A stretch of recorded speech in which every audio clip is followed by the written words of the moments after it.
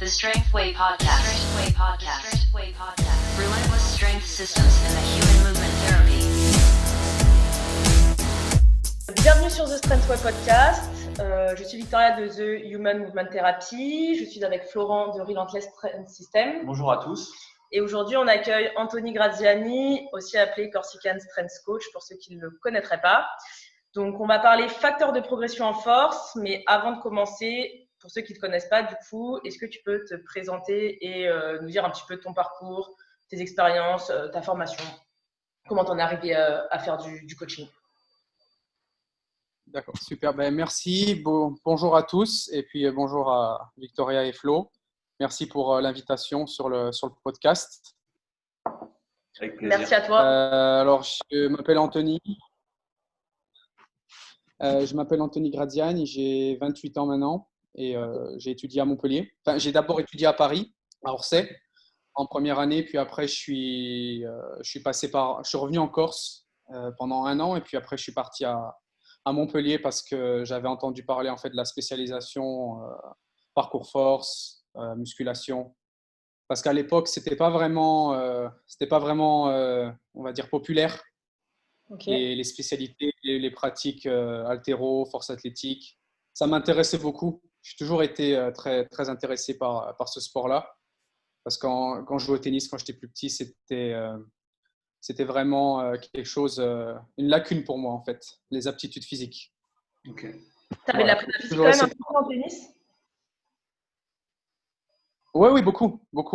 Mais voilà, c'est petit, toujours un peu en surpoids, toujours du mal à développer les muscles. Donc voilà, toujours un peu attiré par ça. Essayer d'un peu de combler les manques, on va dire. Okay. Donc voilà, après j'ai fini la licence à l'UM1, enfin, à l'Université de Montpellier, en entraînement sportif.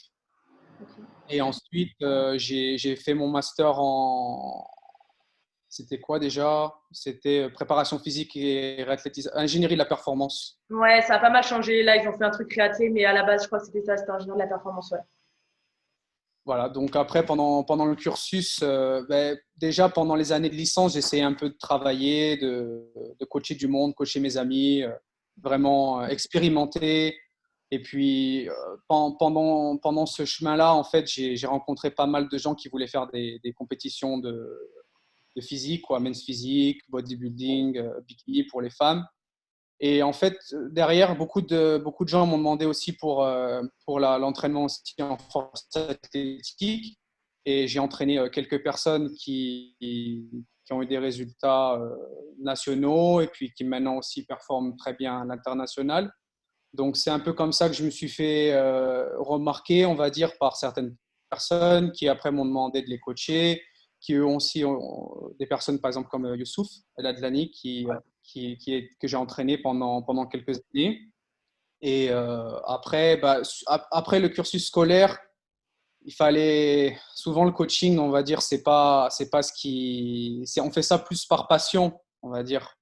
Donc c'est pas, on gagne pas vraiment sa vie qu'avec ça. Donc il fallait trouver un travail. J'ai essayé de travailler dans le nord de la France, vers Paris, dans les salles. Ça, c'était pas pour moi. Donc vu que mon niveau d'anglais était vraiment faible, j'ai fait le pari. Je suis parti à Londres. D'accord. Voilà. Je suis parti à Londres. D'anglais faible, donc tu t'es donné le challenge. Je voulais à tout prix, moi. Quand j'étais lycéen, j'avais une bourse pour aller jouer au tennis aux États-Unis. Okay. Et ma famille avait refusé que je parte. Okay. Parce qu'ils avaient peur que justement mon niveau d'études soit affecté. Donc au final, j'ai voulu compenser avec ça. J'ai dit bon, voilà, Londres, c'est pas les États-Unis, c'est plus proche. Jamais je réussis pas, je peux revenir sans trop me casser la tête.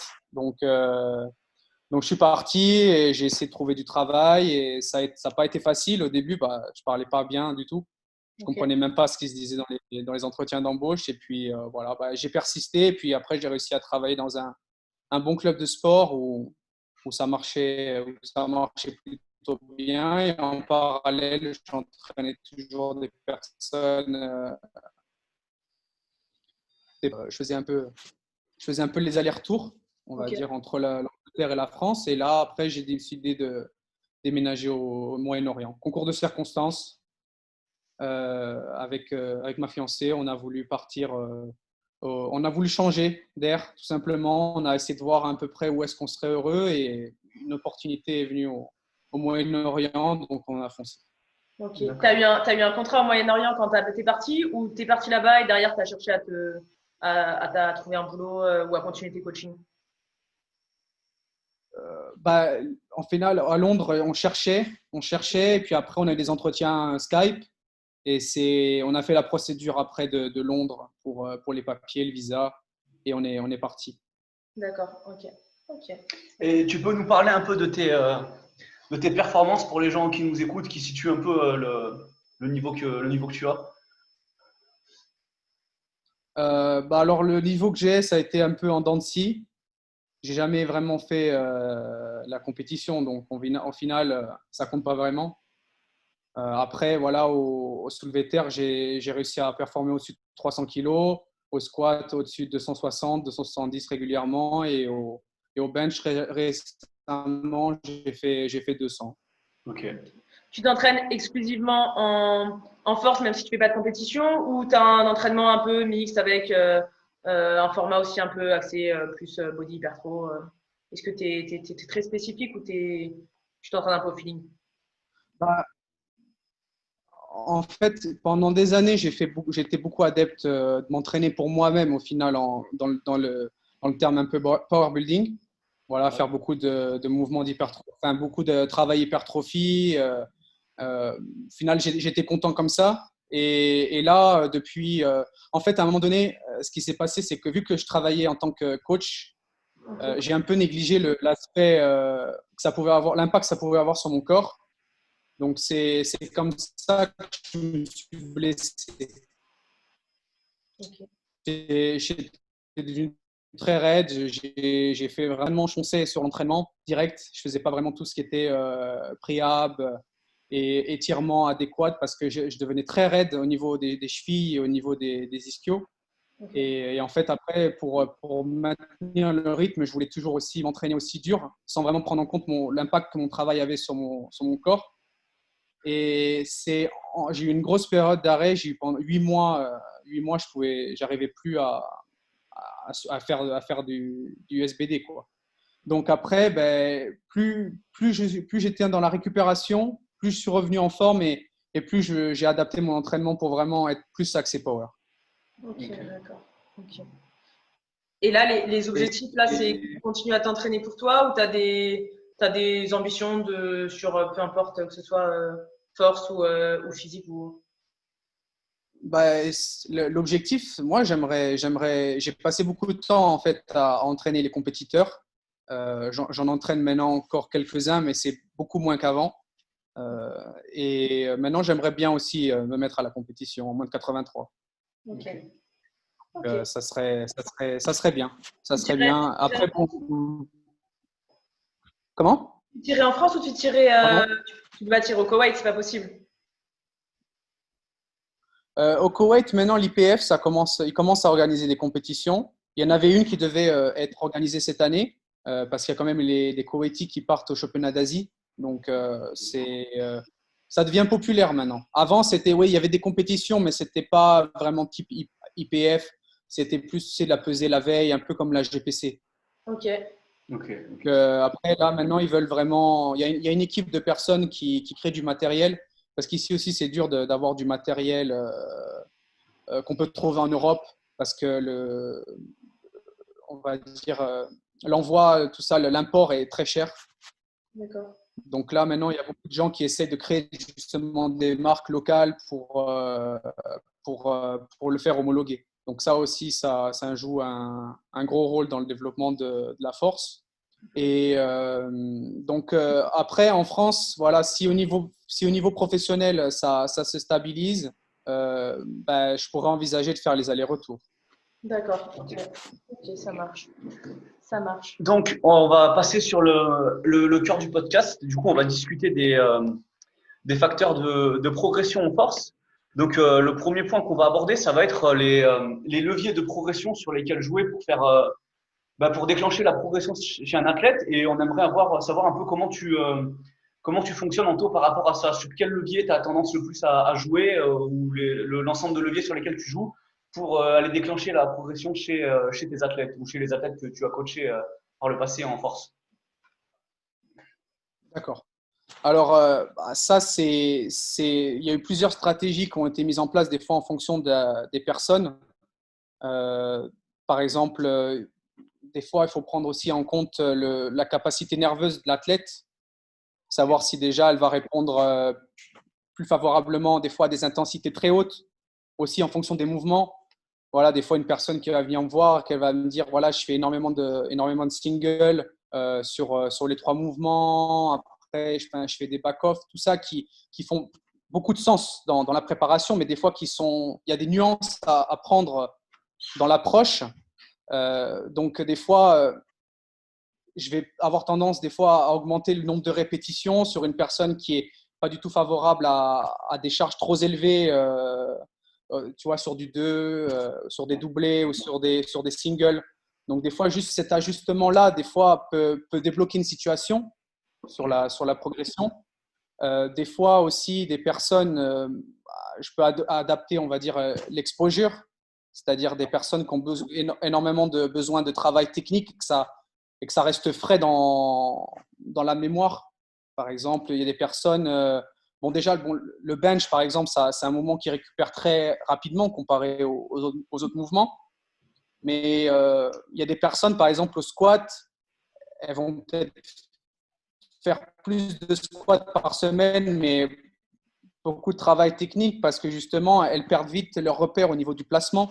Donc, sur leurs séances lourdes, tu vois, ça peut leur permettre de se sentir plus à l'aise. Après, il y a d'autres personnes, admettons, elles ont déjà un volume, une exposure qui est très importante et ça leur crée plus de pépins physiques je sais pas, adducteur au squat, admettons, ou au niveau de la tolérance, au niveau du dos, au deadlift. Après, certaines, par exemple, au bench, s'ils font trop de comb bench, ils commencent des fois à avoir un peu de problème au niveau de l'épaule. Ils essaient de faire plus de variations pour pallier à ça. Parce qu'au final, dans une préparation, tu peux avoir, je sais pas moi, je dis une bêtise, mais au hasard, tu peux avoir 15 séries de prévues dans la semaine. Ouais. Mais des fois, la manière dont tu les répartis, ça peut faire la différence. Ouais, Tu peux garder ces 15 séries, mais la manière dont tu les divises avec l'intensité, le RPE, tout ça, ça peut énormément changer. Par exemple, c'était l'autre jour, je disais à Yous, son bench, il avait beaucoup bougé. Et au final, ça jouait juste à un placement de pied et comment dire, une manière de se positionner, quoi. Okay. Des fois, on peut juste débloquer une situation. Donc voilà, il y a les leviers d'intensité, d'exposure et aussi juste un changement technique. Ça peut faire la différence directe. Quand tu récupères un athlète, tu as tendance à partir toujours de là où il était et à essayer de faire des modifications petit à petit, ou si l'athlète il vient te voir et qu'il est bloqué depuis un moment, tu as tendance à partir tout de suite sur un truc radicalement opposé et tester autre chose? Ça va vraiment varier en fonction de ce que j'entends de la personne et de son vécu, en fait. Okay. Aussi, j'essaie beaucoup de jouer sur la personnalité. Je vais donner un exemple concret qui s'est passé récemment. Donc, la personne, en fait, elle avait énormément de besoins au niveau de son bench comparé aux autres mouvements. Et en fait, cette personne voulait progresser. Et quand elle me parlait de son entraînement, de ce qu'elle faisait avant, c'était bien. En fait, c'était bien au niveau sur le papier, tout ça, dans l'esprit. Bien sûr, il n'y a rien de mauvais. Mais ce qui m'a tilté, c'est que voilà, cette personne, elle a tendance souvent à ce que je dis, un undershoot. Quand elle parle de ses RPE, voilà, elle a toujours l'air assez à l'aise, mais elle dit toujours que c'est dur, par exemple. Donc ça, c'était un facteur qui m'a marqué.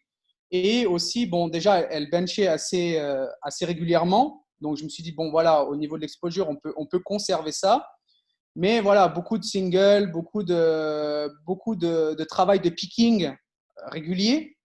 Alors que je me suis dit, bon, revoyons, c'est peut-être une personne qui peut être plus confortable en faisant des AMRAP, disons, ou tu vois, du travail en gamme montante avec des répétitions un peu plus élevées. Ouais. Et en fait, cette personne, elle a commencé beaucoup plus à aimer ce qu'elle faisait, se sentir beaucoup plus en confiance. D'accord. Et sur le premier bloc, il y a vraiment eu une énorme progression. Je crois qu'elle a réussi à faire presque 8 répétitions avec son ancien max. Ok.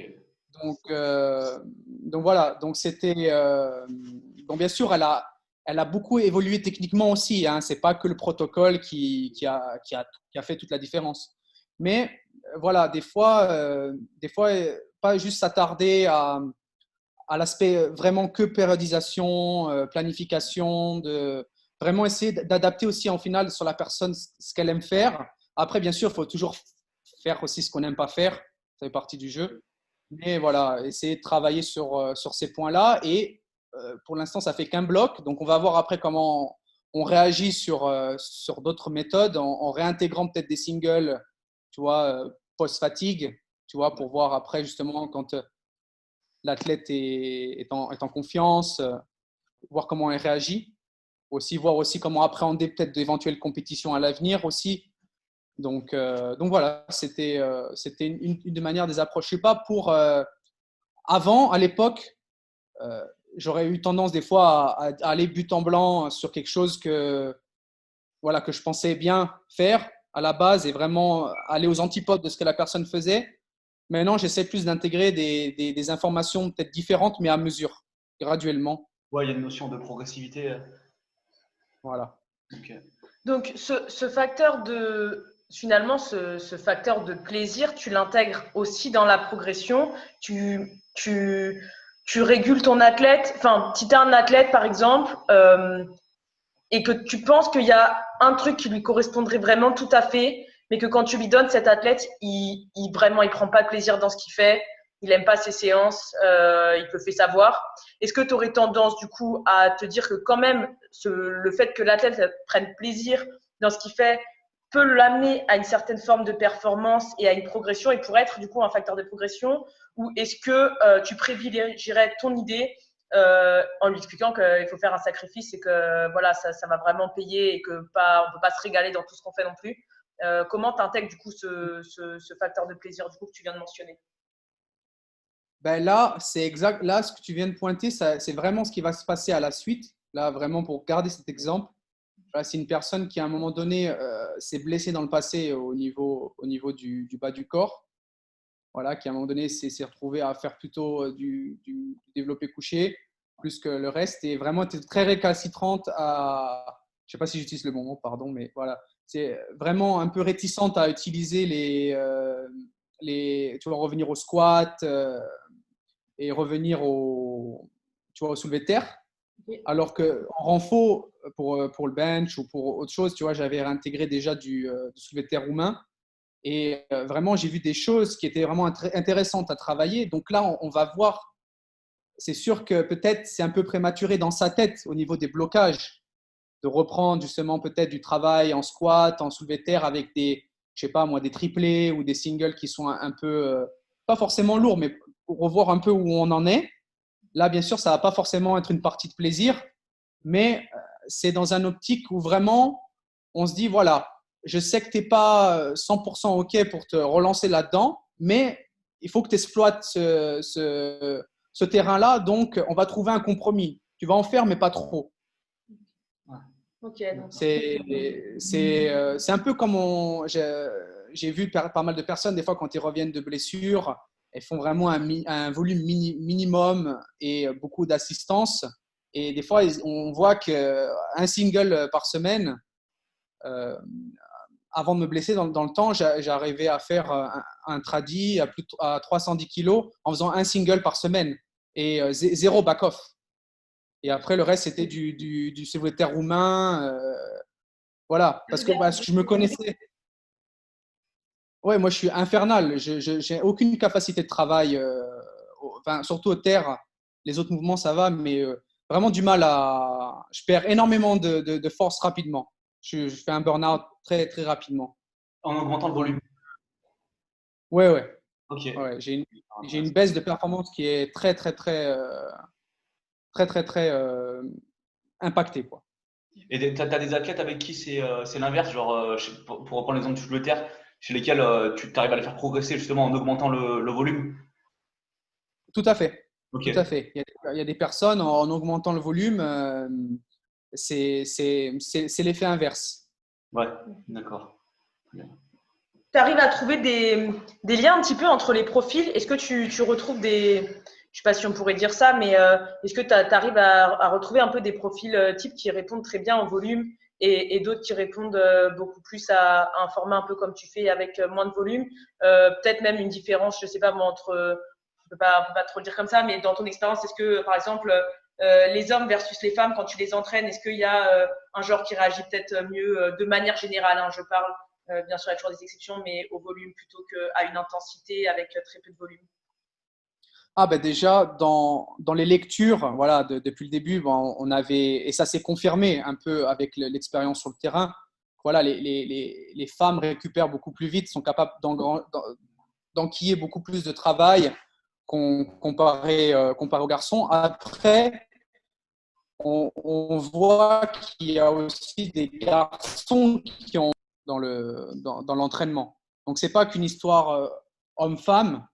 Voilà, il y a des femmes qui ont des profils beaucoup plus proches de l'homme, pas pour faire des ségrégations, mais et des hommes justement à l'inverse qui sont beaucoup plus dans le profil comme ça, qui peuvent répondre plus facilement à plus de volume. Donc ouais, ça c'est un peu ce qui s'est passé dans le cas que j'ai exprimé là précédemment. C'était voilà, un volume beaucoup plus restreint, Ouais. avec une intensité beaucoup plus haute. J'ai rebaissé avec une intensité un peu plus basse et justement un volume un peu plus marqué. Et de suite, il y a eu une bonne réponse. Donc après, bien sûr, il ne faut pas tirer des conclusions de manière hâtive. Voilà, par exemple, dans ce bloc-là, on a remarqué que la meilleure séance était toujours la troisième séance de la semaine. Ouais. Donc voilà, il y a des personnes. Ça peut aider aussi, par exemple, à la préparation des compétitions, à savoir les séances à faire avant les compétitions, avec dans l'espace-temps, comment se situer, quelle intensité mettre. Ouais, c'est très utile pour gérer le pic. Voilà, donc c'était de bonnes informations qui de suite se sont révélées.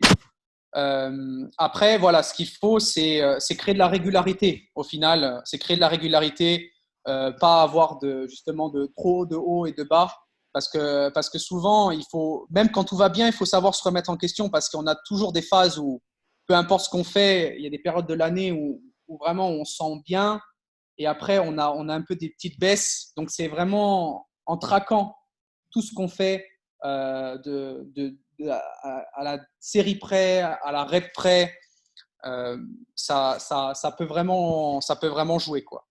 C'est intéressant ce que tu dis là. Parce que moi, je l'ai plus ou moins remarqué sur moi-même, où il y avait des phases de l'année, par exemple sur un trimestre, où peu importe ce que je faisais, j'étais toujours dans un espèce de down au niveau des performances. Et derrière, j'avais un espèce de truc où ça remontait. Est-ce que toi, tu as déjà remarqué que, je sais pas, pour toi-même ou pour tes athlètes, ce même schéma-là, en fait, des phases de l'année où ils étaient un peu en dessous, peu importe ce qu'ils faisaient, et des phases de l'année où ils avaient tendance à être au-dessus, que ce soit pour toi ou tes athlètes?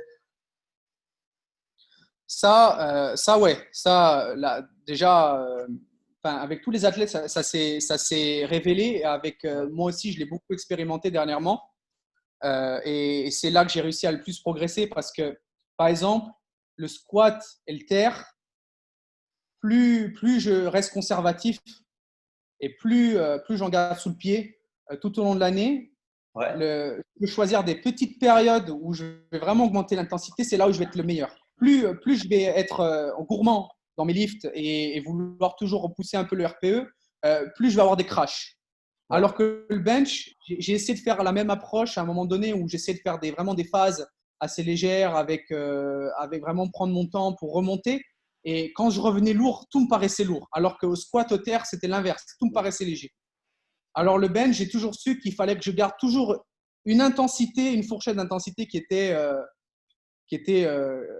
relativement cohérente et assez élevée pour justement pas avoir de fluctuations et pas avoir de mauvaises surprises sur des périodes où je veux être fort. Où vraiment, je me mets des deadlines comme si je préparais une compétition. Et là, voilà, pour pas avoir de mauvaises surprises. Et c'était pareil avec quand j'entraînais Youth. Après, voilà, là aussi avec Laurent, on le remarque beaucoup. Voilà, dès qu'il part sur des intensités hautes, elle va avoir une petite montée, mais la période qu'on peut dire, voilà, la période peaking, elle va vraiment durer 2 semaines. Voilà. Ouais, ça va être court. Et pendant ces 2 semaines, après, il va avoir toujours un crash. Donc, il faut toujours travailler autour. Voilà, il faut vraiment toujours rester, contourner la période au final, toujours rester dans le travail. Et dès qu'on a une échéance, voilà, il faut vraiment aller à l'essentiel, vraiment sur lequel on veut être bon. C'est intéressant ce que tu dis là, parce que moi, je le remarque sur beaucoup d'athlètes par rapport aux athlètes qui sont gourmands et qui vont tendance à vouloir rusher le process, tu vois. Et par rapport à ceux qui vont arriver à rester sur tout un bloc, voire tout un cycle, toute une préparation, à rester conservatif, en fait, tu vois qu'à la fin, les résultats, ils sont vraiment. En fait, le pic, il est vraiment plus haut pour ceux qui ont réussi à rester conservatifs que ceux qui sont gourmands ou qui essaient de trop rusher le process dès le début. Ils vont avoir un pic qui est vraiment plus bas à chaque fois. Et c'est super intéressant de mentionner ce truc-là, justement, je trouve. Ouais, parce que ça, vraiment, à un moment donné, quelques années avant, au terre, je ne comprenais pas comment des fois ça pouvait vraiment voler. Il y avait des périodes où vraiment j'avais l'impression que presque 40 kilos de moins, c'était une montagne. Et je me disais, c'est pas possible. À l'échauffement, je me sens. La semaine dernière, je tirais 280 RPE 6 et là, 260, l'impression que c'est RPE 8.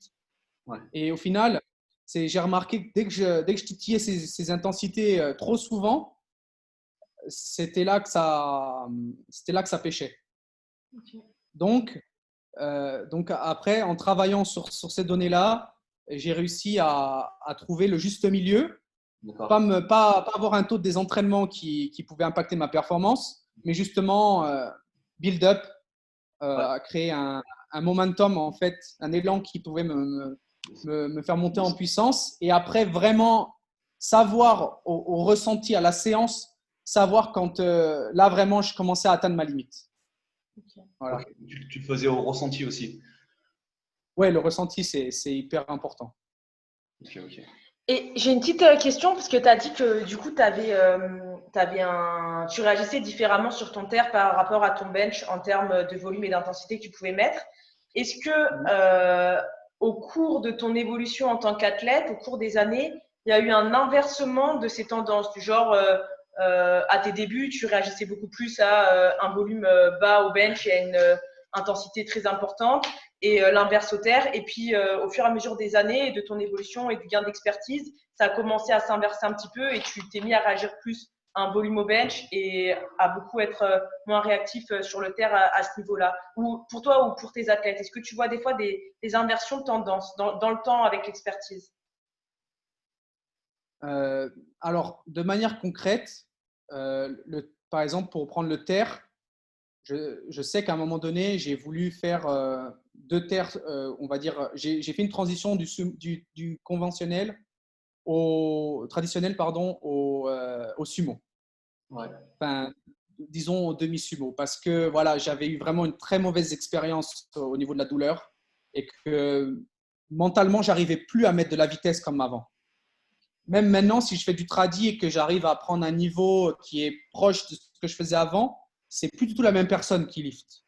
Okay. Donc, à un moment donné, j'ai essayé de mettre 2 séances et vraiment, il y avait une contre-performance après 2 semaines parce que les adducteurs ne tenaient pas la route. Okay. Donc, après, en combinant 2 variétés, comme du demi-sumo ou avec du tradi ou du déficit tradi, par exemple, c'est là où vraiment, quand j'arrivais sur la séance comp deadlift, par exemple, j'arrivais vraiment en puissance et en forme. Je me sentais frais nerveusement, je me sentais toujours bien en contrôle, en préhension de la barre, mais je ne me sentais pas entamé physiquement. Okay. Alors que au squat, pareil, voilà, après, je ne suis pas le meilleur exemple parce qu'à un moment donné, je ne me suis pas du tout entraîné vraiment pour, euh, pour faire du power. Mais ce qui a bien marché sur moi, c'était vraiment d'augmenter le volume sur l'exposure, pas vraiment sur la séance. Parce que de personnalité, je me lasse vite. J'aime pas passer trop de temps. Là, au bench, je pouvais faire 5 bench par semaine, par exemple. Mais je faisais sur ma série de bench, je faisais 2 séries effectives. Et après, je passais sur de l'assistance, genre dips, halter, parce que j'ai déjà essayé beaucoup de volume sur les séries et ça a été vraiment contre-productif. Ok. Très bien. Mais ça, c'est que personnel. C'est que personnel. Il y a d'autres personnes, en augmentant les séries, ça leur a permis de vraiment beaucoup plus être en confiance et performer plus lourd. D'accord. Ça va être justement le second point à aborder, tu vois, l'augmentation des séries. On va parler d'accroître la capacité de travail et tu me diras quel est ton avis à ce propos. Après, moi, je pense que c'est quand même dépendant des athlètes, ça peut être un facteur de progression. Après, j'aime bien parler d'un exemple qu'on retrouve souvent, en fait, c'est le small up, tu vois. Les athlètes qui se mettent par exemple, tu prends un athlète, le cas typique, l'athlète, il fait 1 ou 2 squats par semaine et il va se mettre à faire un small up où il va squatter 4 fois par semaine. Donc, son volume et sa fréquence, son exposure, comme tu l'entends, il augmente exponentiellement, tu vois.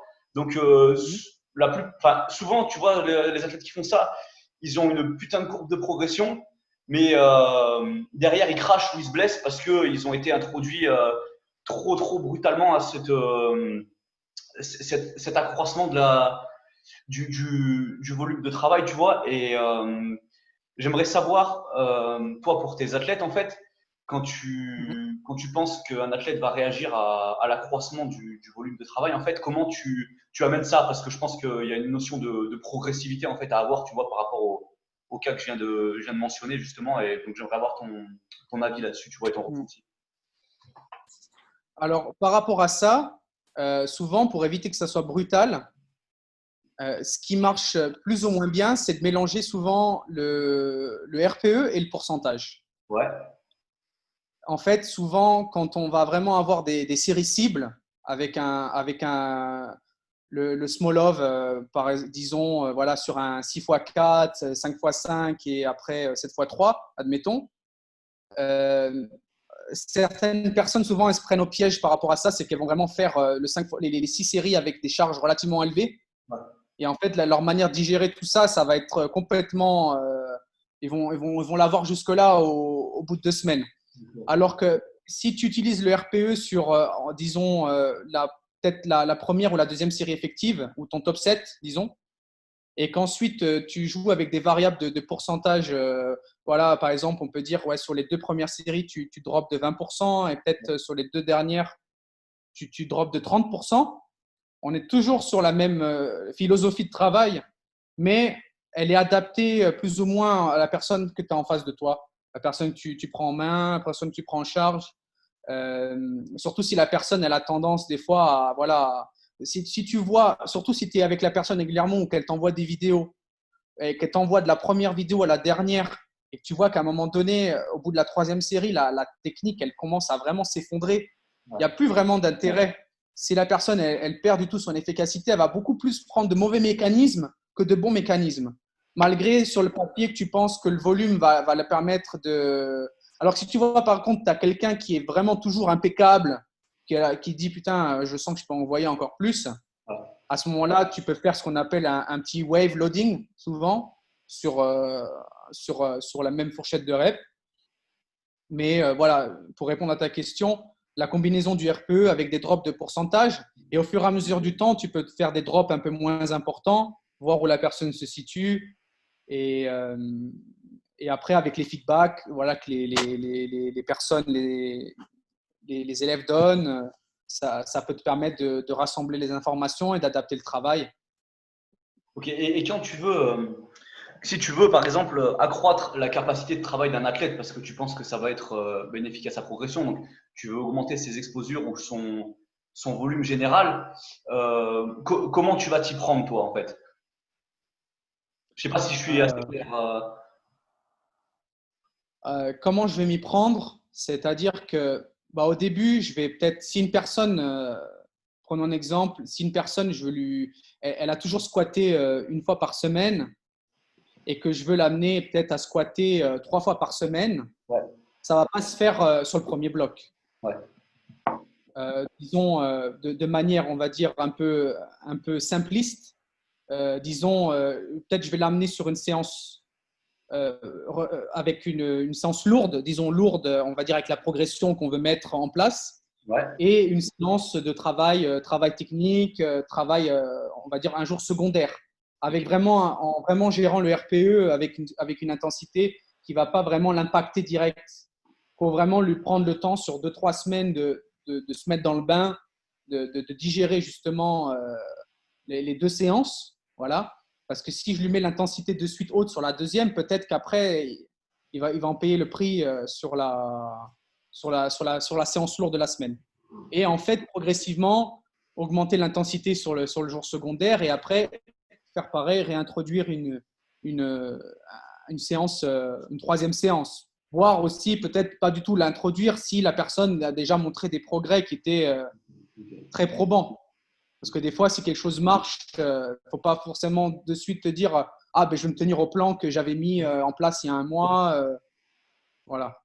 Donc, si tu es dans le cas où tu vas introduire cette troisième séance, donc tu l'amènes comment cette troisième séance? Dans le sens où, est-ce que tu vas, je sais pas, je dis n'importe quoi, hein, mais est-ce que tu vas rajouter d'un coup 3 séries ou est-ce que tu vas prendre ton volume total et tu vas le splitter sur 3 séances? Comment tu vas procéder là-dessus? Alors, des fois, ça peut être splitté, mais ça peut, on va dire, être inégal sur, Ok. on va dire, ça peut être tout et n'importe quoi à la fois, mais par exemple, peut-être la séance lourde, c'est elle qui peut avoir le moins de volume de travail total. Et ensuite, les 2 autres qui sont à des intensités modérées, avoir un regroupement de séries un peu plus élevé pour au final, par exemple, totaliser 10 séries sur la semaine ou 12 ou 15, suivant ce que la personne veut mettre en place. Et aussi, après, travailler la variation des répétitions. Après aussi, ça ne veut pas dire… certaines personnes marchent très bien qu'avec du comp lift, on va dire qu'avec du mouvement de compétition. D'autres, après, il y en a des profils un peu moins musculaires qui ont vraiment besoin de travailler sur des lacunes où vraiment on va réintroduire une troisième séance ou même dès la deuxième séance, vraiment faire que du travail sur des lacunes musculaires, sur des mouvements d'assistance ou par exemple utilisation de la safety bar squat, faire des mouvements, annexes. Ok, donc là, on en vient justement ça permet de faire la transition sur le prochain point qu'on voulait aborder. Donc, parler de l'intérêt des variations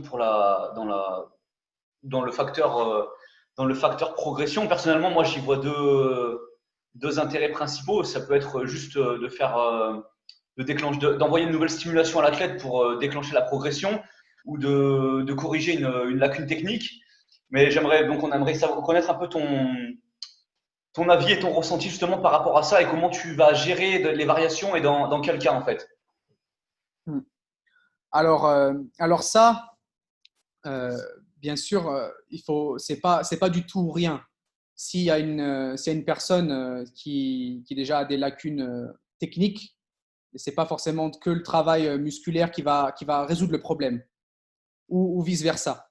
Mais je vois que certaines personnes, moi le premier par exemple, si je me tiens trop longtemps éloigné de dips lestés ou du travail lourd avec halter, Ouais. mon bench va être impacté automatiquement. Okay. Alors que le terre, par exemple, c'est beaucoup moins impacté suivant les assistances que je mets. Il y a rarement de différence. Okay. Le squat, alors c'est le pire. Le squat, si vraiment il y a dans la salle où je travaille ou que je peux utiliser, par exemple, s'il y a vraiment du bon matériel d'assistance, c'est là que vraiment je peux avoir les meilleurs résultats. Ok. Avec, si je fais vraiment si j'inclus de la safety bar dans ma planification, j'ai vraiment un squat qui est meilleur tout au long de l'année. Ok. Donc, Tu penses que parce que tu réagis à la stimulation de la safety bar, ou est-ce que la safety bar a un impact positif sur ta technique au comp squat, ou est-ce que c'est les deux, ou un autre facteur ouais, en fait, j'ai remarqué au safety bar squat, par exemple, c'est un mouvement qui vient beaucoup plus naturellement. Ouais, ok. C'est un mouvement qui vient beaucoup plus naturellement et on va dire j'ai certaines compensations naturelles qui favorisent ma force dans le lift. Et en fait, je me suis rendu compte à terme que au niveau de mes leviers, quand je faisais du comp squat, j'essayais trop de répondre à un critère technique Ouais, qui n'était pas le mien au final. ok. Donc à ce moment-là, une chose en a influencé une autre. J'ai pu prendre confiance sur mon comp squat et c'est là que et en plus de ça, je travaille ma mobilité, mais j'ai vraiment une mobilité qui est très réduite et le safety me permet beaucoup d'économiser de l'énergie sur la semaine. Donc je peux garder une intensité aussi bonne au niveau jambes Ouais, dont j'ai besoin sans que ça impacte trop mon tronc supérieur. ok. Comme la position, tu vois, de la barre basse, ça impacte beaucoup mes biceps par rapport au coucher. Ouais, ouais, bien sûr. Ok. Et tu as parlé du facteur là de confiance, tu as parlé de la confiance et tout à l'heure tu l'as mentionné aussi, je crois, sur le terre où tu as dit que actuellement quand tu revenais sur un tradi, sur un terre très lourd, c'était plus du tout la même personne qui liftait. Je ne sais pas si tu faisais référence au fait que tu avais perdu confiance un peu suite aux problématiques que tu avais eues dans le passé ou pas, c'était par rapport à ça. Mais du coup, est-ce que tu le vois aussi comme un facteur qui peut entraver la progression euh, soit parce que tu as une mauvaise expérience à un moment sur une variante, un lift, ou parce que de base déjà, par exemple, tu as peur de faire certaines charges, etc. Est-ce que tu joues aussi sur ce paramètre pour toi et pour tes athlètes? Ou est-ce que tu as réussi à débloquer la performance de certains athlètes juste en jouant sur ce paramètre-là? Pour les athlètes qui seraient éventuellement très, très, très anxieux ou très en manque de confiance, ou genre en compétition, ou peut-être à l'entraînement, l'athlète, il est super, mais en compétition, ça lui fait rater toutes ses compètes. Donc là, tu veux parler plus de l'aspect psychologique? Ouais, de l'aspect psychologique, ouais. Bah, l'aspect psychologique, moi, c'est 100% important pour moi parce que tout au long des expériences que j'ai eues, c'est quand j'ai entraîné des personnes qui ont vraiment été fortes, c'est pas vraiment, on va dire, je sais pas, le protocole en lui-même, ou ouais, bien sûr, il y avait du travail technique, il y avait du travail de protocole, et je dis pas le contraire, mais je pense que quand je vois, par exemple, tu vois le travail de Florent avec ses gars, ou toi, ce que tu fais, ce qui est super important quand tu entraînes les gens, c'est de croire en eux, déjà, qu'ils croient en eux. Et ça a vraiment été un facteur déterminant dans la progression des gens que j'ai eu en main, parce que vraiment, j'avais tellement une confiance en eux que eux n'avaient même pas, que c'est ça qui leur donnait un boost. Après, quand il y avait vraiment des appréhensions, ce qui est important de savoir, c'est déjà, bon, c'est simple ce que je dis, mais pourquoi? Pourquoi il y a ces appréhensions? Déjà, de savoir le pourquoi, ça permet de savoir quelle attitude tu vas avoir devant la barre. Parce qu'il y a des personnes, elles ne se sont jamais blessées, mais elles vont toujours avoir peur de se blesser. Tout va avoir l'air lourd. Tu vois, ils vont pousser un truc RPE 5 et ils vont dire ah non, c'était 9 là, j'étais. Voilà. Donc toujours, par exemple, ces personnes-là, par exemple, Laurent, que j'entraîne, Ouais. il y a eu beaucoup, depuis le début, qui avait une sciatique très, très développée, qui avait vraiment une hernie discale qui était très, très, très prononcée, même avant qu'il commence à soulever des charges. Hein. Donc, il y a toujours cette appréhension. Et ce qui marche super bien, bon, déjà, c'est un critère technique qui est très important, le slack au deadlift.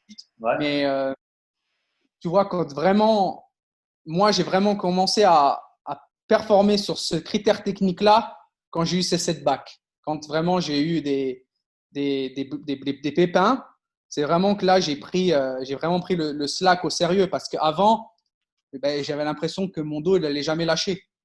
J'avais l'impression que je pouvais tirer une rep un peu moins bonne techniquement et ça allait passer, ça montait vraiment à une vitesse. Alors que maintenant, je tire plus lentement, mais de manière plus efficiente. Ok. Donc, donc voilà, après, il y a des personnes au squat, par exemple, qui ont des appréhensions. Des fois, jouer sur le tempo, il y a des personnes qui pensent que vraiment aller beaucoup plus vite sur la descente, ça va les faire être plus performants. On se rend compte qu'il y a des personnes sur un travail de tempo, ils vont avoir un tempo qui est beaucoup plus long, mais ils ne vont pas subir l'accélération de la barre, ils vont se retrouver beaucoup plus forts en cassant la parallèle et être performants au squat. Alors qu'il y en a qui vont faire des descentes très rapides et c'est comme ça qu'ils sont forts. Tout dépend de ta mécanique et de ton approche mentale, ton expérience. Bien sûr. C'est intéressant du coup parce que, enfin, pour revenir sur ce que tu disais avant ça, pour toi, le côté psychologique dû à la blessure, du coup, au final, ça t'a fait progresser parce que ça t'a permis l'impact psychologique de la blessure t'a permis d'aller chercher ce qui te manquait techniquement c'est ce qui t'a permis de progresser au final, à un moment donné.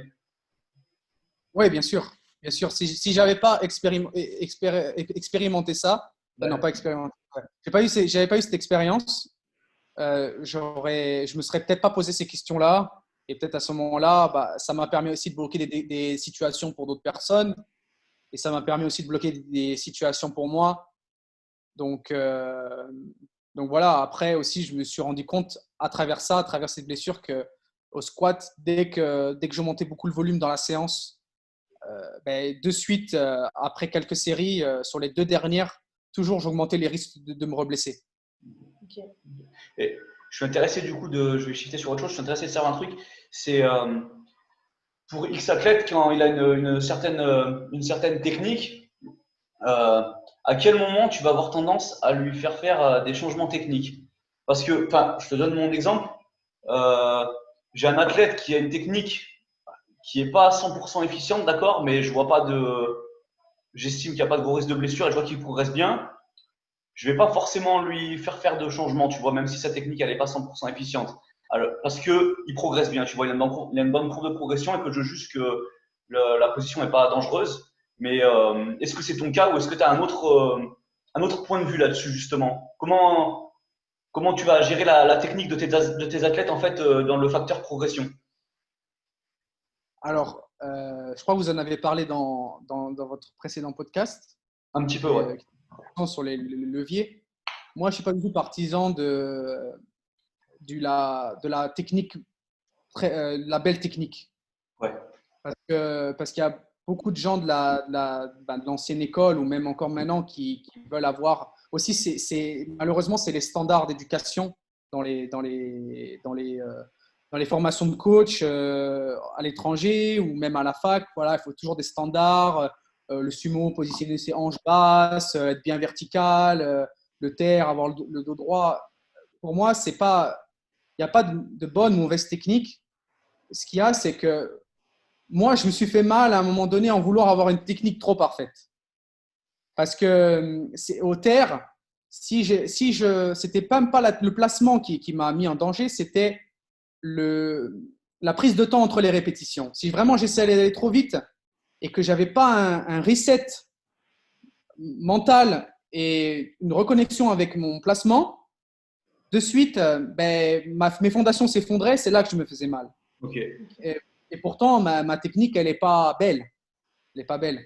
Par exemple, Laurent, lui, pendant longtemps, on a essayé de le faire descendre en ses hanches au terre. Zéro jus. Zéro jus. Jamais incapable de se mettre dedans. Alors qu'il tire les hanches un peu plus hautes. Bien sûr, sa cage thoracique s'arrondit. Mais on n'est pas des haltéros, quoi. On ne fait pas ce qu'on appelle un clean deadlift, quoi.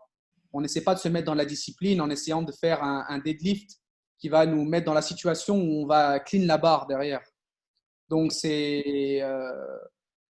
bien sûr, à un moment donné, si quelque chose marche, après, si la personne se plaint et qu'elle a des douleurs, oui, il y a des choses à remettre en question.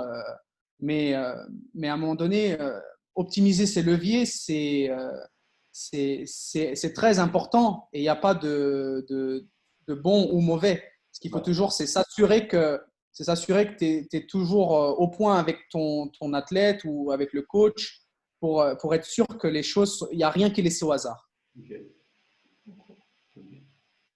T'as envie de rajouter par Non, rapport à ça me va. Du coup, on va passer au point suivant. Est-ce que toi, dans ton expérience, tu analyses chez tes athlètes ou chez toi-même des gros parasites en fait à la progression? Alors, des parasites à la progression, c'est-à-dire, est-ce que tu as un exemple concret, par exemple, que je puisse… Ça peut être n'importe quoi, mais par exemple, un exemple concret, le manque de sommeil, une nutrition à chier. Ah ouais, alors Ouais, Il y a déjà ça, les facteurs psychologiques, on les a déjà mentionnés, mais est-ce qu'il y a d'autres choses dans le style de vie de l'athlète, que ce soit Ou son mindset, tu vois, qu'il a l'entraînement, ou je ne sais quoi, n'importe quoi. T'es remarqué des parasites particuliers qui venaient chier un peu les progressions de tes athlètes. tu le verrais notamment sur l'entraînement, genre tu as tout calibré parfaitement, l'athlète, de manière générale, il réagit bien, mais il y a des choses externes qui viennent nuire à ça.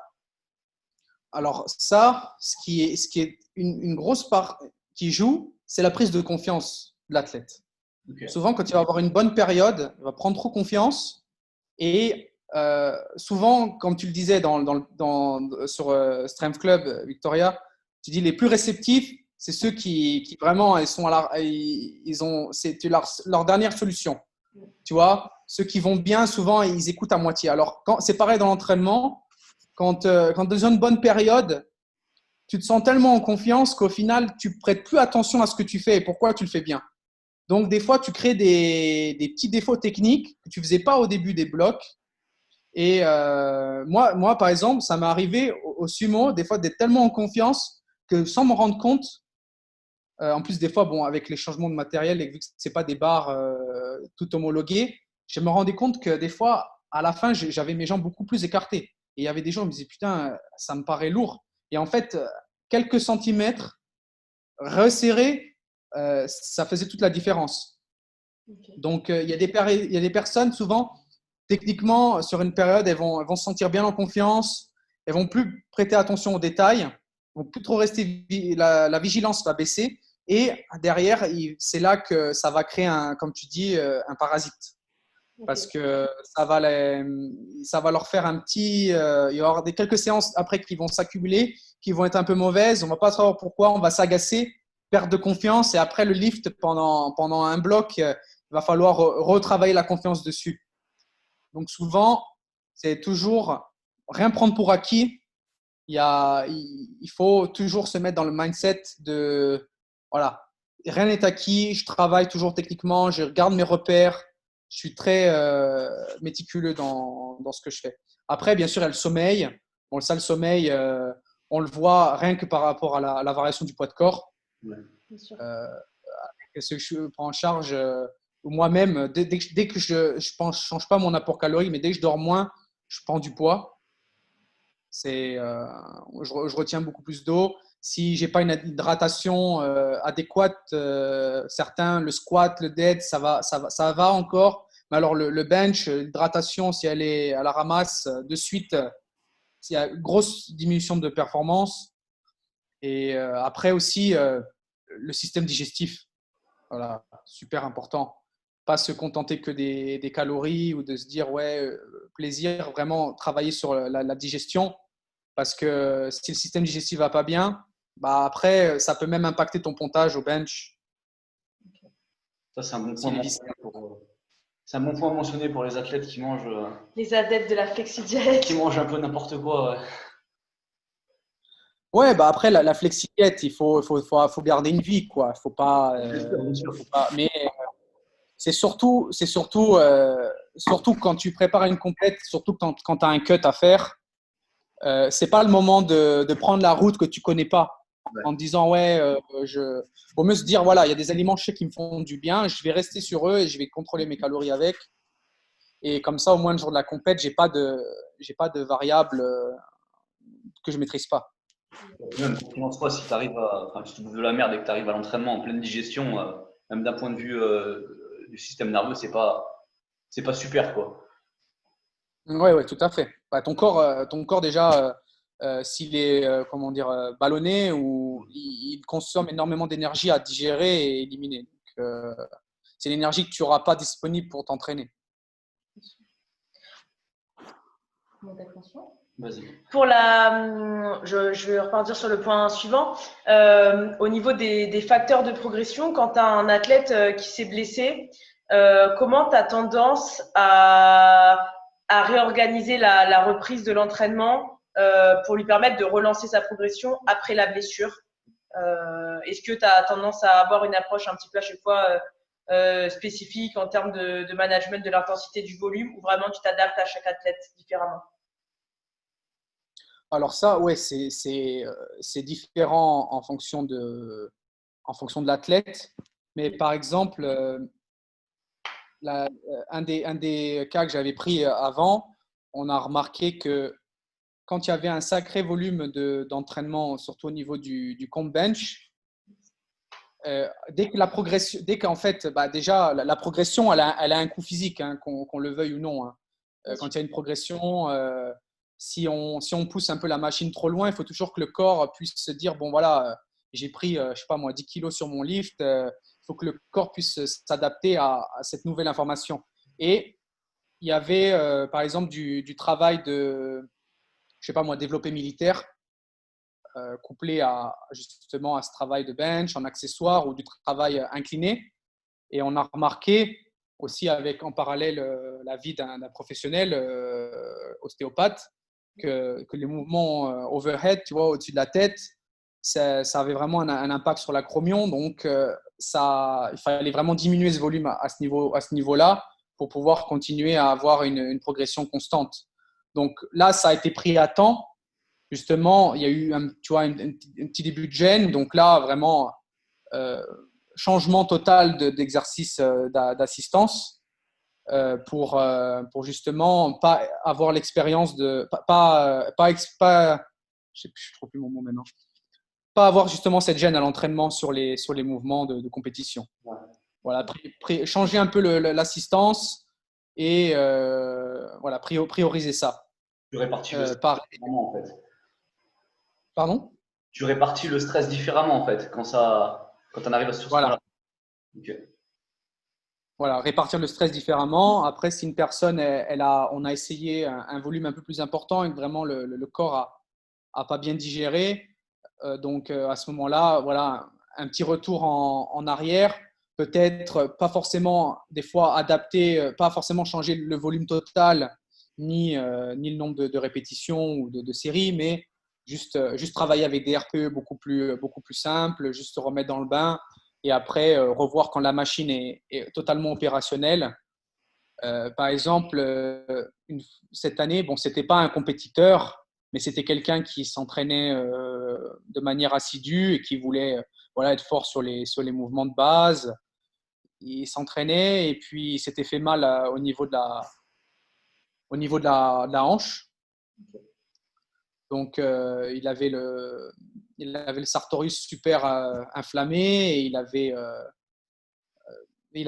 des douleurs en permanence. Même s'il mettait 40 kilos sur le squat, il avait super mal.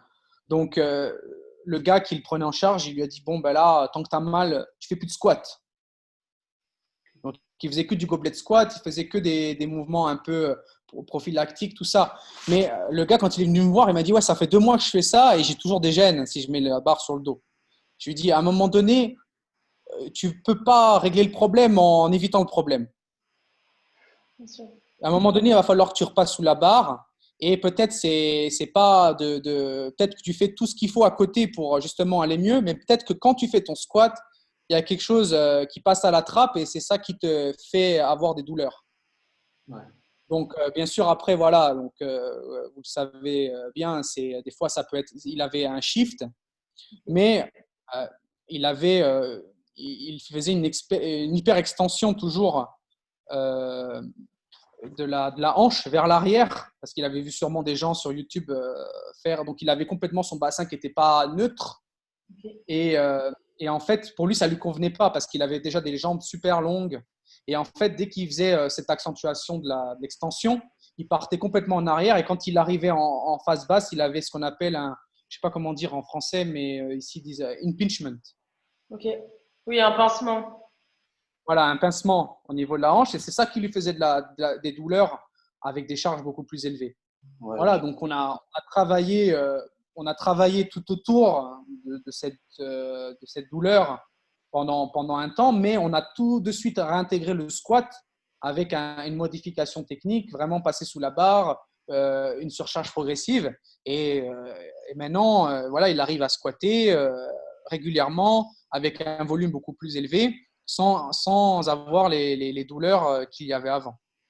Ça t'est jamais arrivé du coup de maintenir pendant une période un athlète qui reviendrait de blessure ou qui serait blessé sans ses comptes lift et en essayant de lui permettre de progresser malgré tout en maintenant que des variations pendant un temps avant de réintégrer les comptes lift, mais ça t'est jamais arrivé. C'est toujours de garder le compte lift d'une manière ou d'une autre avec des charges bien moins élevées bien sûr, il faut toujours le maintenir.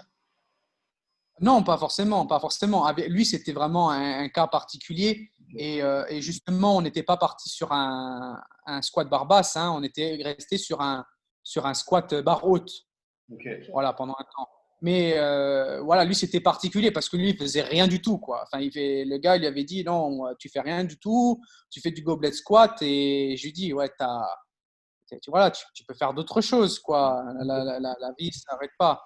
Après, d'autres, voilà, on peut passer, par exemple, une personne, elle peut faire que du travail accessoire sur une période donnée, comme que du safety, pas du low bar ou autre.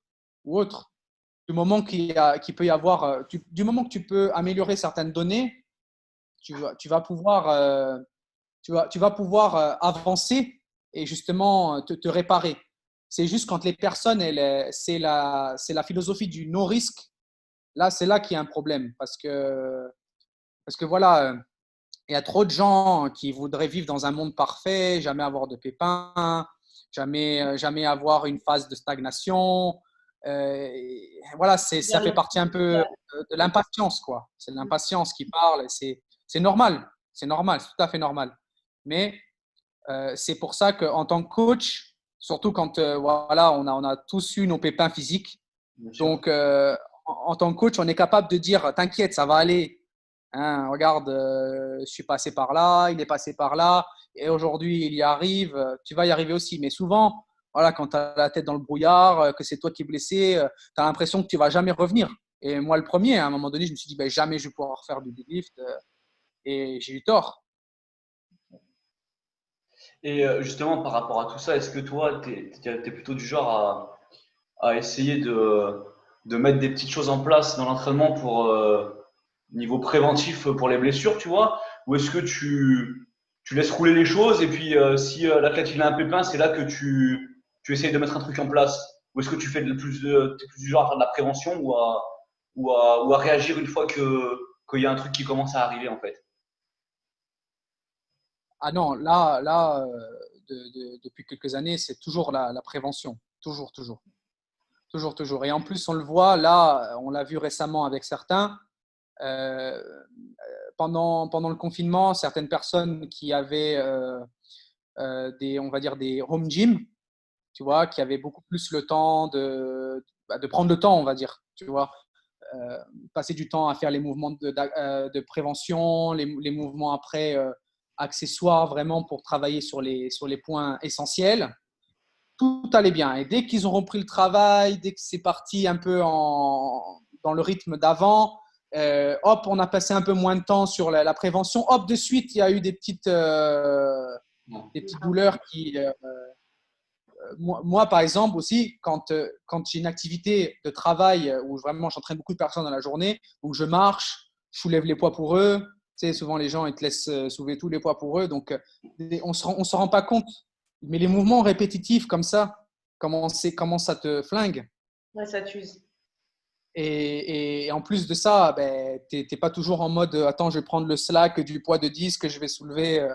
Tu vois, donc moi, si je fais pas du travail de release, tu vois, toujours travailler sur mon tissu avant mes séances, là, je vais me faire mal. Hein. Là, je suis vraiment pas en confiance du tout. Hein.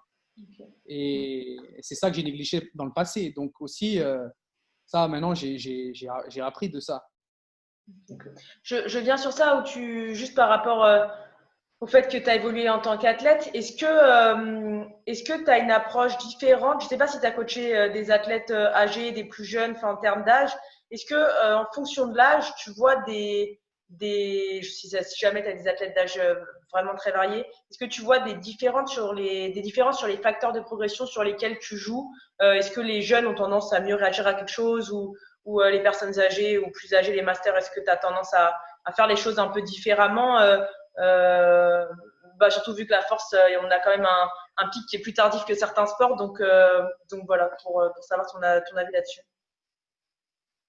Alors après, quand tu parles de plus âgé, tu parles après la cinquantaine? Ouais, les masters, ouais, après la cinquantaine. Mais ça peut être déjà Ouais, une variante entre 20 ans et 40 ans, quoi. d'accord. Après, bah, j'ai vu d'expérience, j'ai vu des gars de 50 ans récupérer beaucoup plus vite que des gars de 20 ans. Ok. Des gars de 20 ans hyper fatigués très vite. Après aussi, c'est aussi lié à leur lifestyle. Voilà, c'est parce que aussi, tu ne peux pas comparer un gars de 50 ans qui a travaillé très dur toute sa vie, qui a toujours été actif, et un jeune qui est très nonchalant, qui n'a jamais vraiment trop fait. Voilà, il y a tellement de facteurs à prendre en compte que l'âge, c'est vraiment très restrictif de le mettre en place. Mais quand à un moment donné, il y a tous les éléments que tu as pu mettre dans une box et dire, voilà, bon, tu as toujours travaillé, tu as toujours été très actif, tu as toujours dormi plus de 8 heures, tu manges bien, voilà, tu manges sain, tu fais attention, ta vie n'est pas trop stressante, maintenant, voilà, ton travail, ça ne te fait pas faire des cheveux blancs.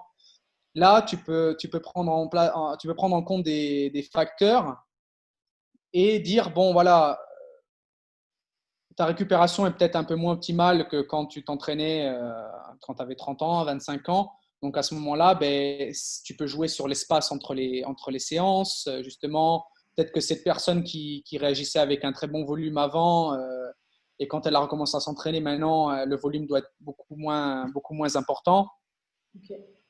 Donc, euh, donc voilà, après, c'est toujours plus facile maintenant, avec le recul, de se dire, toujours plus facile d'en faire un peu moins et après d'essayer d'en rajouter un peu et de voir ce qui se passe. Et à la limite, tu peux toujours reculer que d'en faire trop, que ça soit brouillon et qu'après, tu te dises, ah, au final, qu'est-ce que je vais enlever? Ok. Et là, tu te retrouves un peu dans l'impasse, quoi. Ok. Ouais, parce que je me demandais un peu ça par rapport à l'âge, parce que j'avais l'impression que les jeunes qui commençaient la force en plein sur leur pic hormonal, en plein dans l'adolescence, vraiment les jeunes, les sub-juniors, il y avait vraiment une progression monstre. Et je me demandais s'il n'y avait pas un effet hormonal de stimulation, en fait, de venir charger sur le pic hormonal de l'adolescence, tout simplement. Et que du coup, ça crée un énorme facteur de progression juste parce que le timing où il y avait l'entraînement était optimisé versus quelqu'un qui commence la force à 26 ans, qui a déjà fini son pic hormonal, etc. Du coup, je me demandais s'il y avait pas voilà, un facteur lié juste tout simplement à l'âge, en fait. Alors, je pense que tu as tout à fait raison. Il y a un facteur qui est à l'âge. Après, je pense qu'il y a un facteur aussi tu sais, c'est un peu comme apprendre une langue. Plus tu l'apprends jeune, mieux tu la parles. Bien sûr. Plus tu es jeune, plus tu es une éponge, plus tu crées des bons automatismes. Et en fait, ce qui se passe, c'est que maintenant, avec la génération qui arrive et qui est vraiment très impressionnante, c'est que si tu prends 10 ans en arrière et que les salles n'étaient pas si approchables qu'elles le sont maintenant, qu'il n'y avait pas, tu vois, Instagram avec tout on va dire le partage d'informations, beaucoup de gens faisaient des choses un peu à l'aveugle et pas bien encadrées. Maintenant, l'encadrement, il devient de plus en plus bon. Donc, tu as des personnes qui sont prises vraiment à l'âge qui est très intéressant. On leur met des bonnes bases, Et après, bien sûr qu'ils vont avoir une progression qui est exponentielle. Des personnes qui s'étaient mis un peu à la musculation, qui après, voilà, ils commencent à travailler, peuvent se permettre d'aller à la salle, ils cumulent un job et ils arrivent, ils ont déjà des mauvais automatismes. Il faut déjà déconstruire pour tout reconstruire. Alors que sur un plus jeune, tu le prends de zéro, quoi. Prends de zéro, tu la façonnes à ta manière. Donc, c'est sûr, si ça, c'est un facteur au-delà de la récupération, de l'impact de l'âge. Après, bien sûr, chez les hommes, voilà, la baisse de la testostérone naturelle, ça peut être un facteur. Après, je ne pense pas que ça soit un facteur qui impacte directement sur la capacité de digérer du travail et d'enquiller du travail. Je pense aussi que ça doit avoir un impact sur le nerveux, ça peut aussi avoir un impact sur la gestion des singles, voilà, ou sur l'explosivité. Après, voilà, en fonction de ces facteurs-là, il faut un peu ajuster le travail et avoir d'autres stratégies de progression, tout simplement. Après, là, pour revenir au niveau des jeunes, là, je pense qu'il y a un effet aussi avec les réseaux sociaux qui se produisent, c'est qu'aujourd'hui, déjà, il y a un accès à l'information qui est beaucoup plus large qu'avant et ils ont accès à beaucoup plus de bonnes informations qu'avant. Et, et aussi grâce aux réseaux sociaux et au fait qu'on voit à longueur de journée des énormes performances de mecs supposés natis toute la journée, je pense que mentalement, ils se fixent déjà moins de barrières, tu vois, que certaines personnes qui sont un peu plus âgées. Et je pense que ça joue beaucoup aussi ça sur le facteur progression, en fait, de se passer foutre de barrières mentalement. Et je pense que les mecs en sous-junior qui commencent, ils ont tendance à moins se mettre en fait de barrières mentales que les personnes à une époque plus reculée, tu vois. Mais c'est vrai qu'on le voit aussi un peu dans les salles de sport, des fois quand il y a des jeunes qui s'entraînent en groupe, avec un groupe qui est très performant, ils s'auto-émulent entre eux et le fait de voir réaliser des barres très importantes, ça te met en confiance versus quelqu'un qui s'entraîne dans une petite salle où il voit pas de grosses barres et où du coup une barre à 200 kilos par exemple pour une fille ça effraie, etc. C'est vrai que par rapport à ce que tu dis dans mon expérience, les anciens ils avaient beaucoup tendance à communiquer quand j'étais coachée à l'époque ou dans le milieu scolaire, que 200 kilos au terre pour une fille c'était pas possible ou des choses comme ça, que c'était forcément que la personne était chargée, etc. Du coup, c'est vrai que à force de l'entendre, même si tu vas à l'encontre de ça, ça te conditionne quand même à te dire bah ça j'arrive vers ma limite en fait, alors qu'au final c'est pas avéré. Ouais, tout à fait. Après, c'est les conditionnements et comme tu dis, Flo, c'est aussi les barrières mentales. Yeah. Moi, je peux voir bien dans les salles commerciales, quand il y a des jeunes et des plus vieux, euh, tu vois vraiment la différence d'approche. Tu peux voir un jeune, il va avoir une barre chargée à 120 kilos au sol qui n'a pas été rangée. Il va venir, il va essayer de la soulever Ouais. sans s'échauffer. Enfin, il ne sait même pas ce qu'il fait, il va le faire. Alors qu'une personne plus âgée, elle va voir, elle va dire oh, attends, je vais me faire mal hein, si je soulève le poids. Et en fait, tu te rends compte, plus tu vieillis, plus tu te mets des barrières. Ouais. Plus t'es jeune, plus t'es innocent. Et en fait, c'est dans ce processus-là qui est très important du choix des mots, surtout quand on peut prendre en main des personnes jeunes qui ont envie, tout ça. Tout ce qu'on leur met dans la tête, c'est très important. C'est très important parce qu'on on les conditionne à ce moment-là. Donc, on a le choix entre bien les conditionner ou mal les conditionner. Et après, ils ont moins ces barrières-là. Donc, c'est là qu'il faut les utiliser justement pour qu'ils puissent surpasser les performances. Et après aussi savoir quand est-ce qu'il faut les temporiser, quand ils se hype trop. Ouais. Voilà.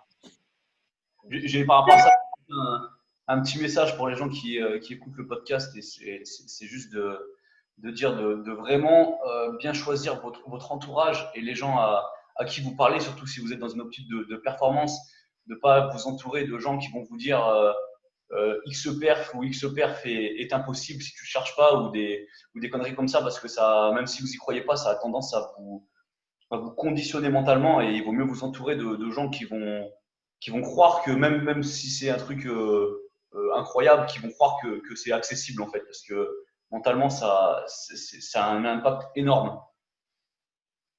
Voilà. Ouais, mais ça, c'est triste parce que aussi, voilà, j'avais vu dernièrement sur Instagram, il y avait des gens, je veux dire, on est en 2020, Il y en a encore qui s'amusent à dire ouais.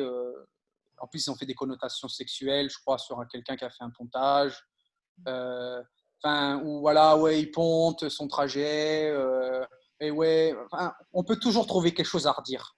Tu sais, de nos jours, tu regardes quelqu'un, tu peux lui trouver tous les défauts du monde, hein, et tu peux appuyer ton point de vue avec X ou Y preuves. Maintenant, tu as une étude scientifique qui prouve à peu près tout, n'importe quoi. Donc, c'est tellement plus facile de dire du négatif mais c'est aussi tellement facile de dire du positif. Voilà, juste de dire à quelqu'un, bah, c'est bien ce que tu fais. Tu te rends compte le travail sur soi-même que ça demande pour une personne de dire, ouais, c'est bien. Toujours, il faut que les gens soient suspicieux et de dire, ah ouais, mais il doit prendre, j'en suis sûr. Ils vont même s'inventer une vie. Ils connaissent quelqu'un qui leur a dit que cette personne, elle prend. Lui, c'est un tricheur, lui, c'est un mytho. Ouais, bon, ok. Ben, et tu sais, à un moment donné, si une personne, elle ment, ou si une personne, ben, c'est son problème. Je veux dire, à un moment donné, on va tous aller sur la plateforme, on va tous se lever les mêmes poids. Même si une personne dit oui, va passer au travers du plan antidopage, ben, tant mieux pour elle. Enfin, c'est pas grave. On va pas mourir, quoi. Il y a d'autres choses dans la vie qui sont plus importantes. Donnez-vous à fond, entourez-vous des bonnes personnes. Et voilà, c'est comme ça qu'à un moment donné, ce sport va évoluer. Parce qu'on ne peut pas toujours se dire, ah, ce mec, il est fort, et trouver toujours une excuse.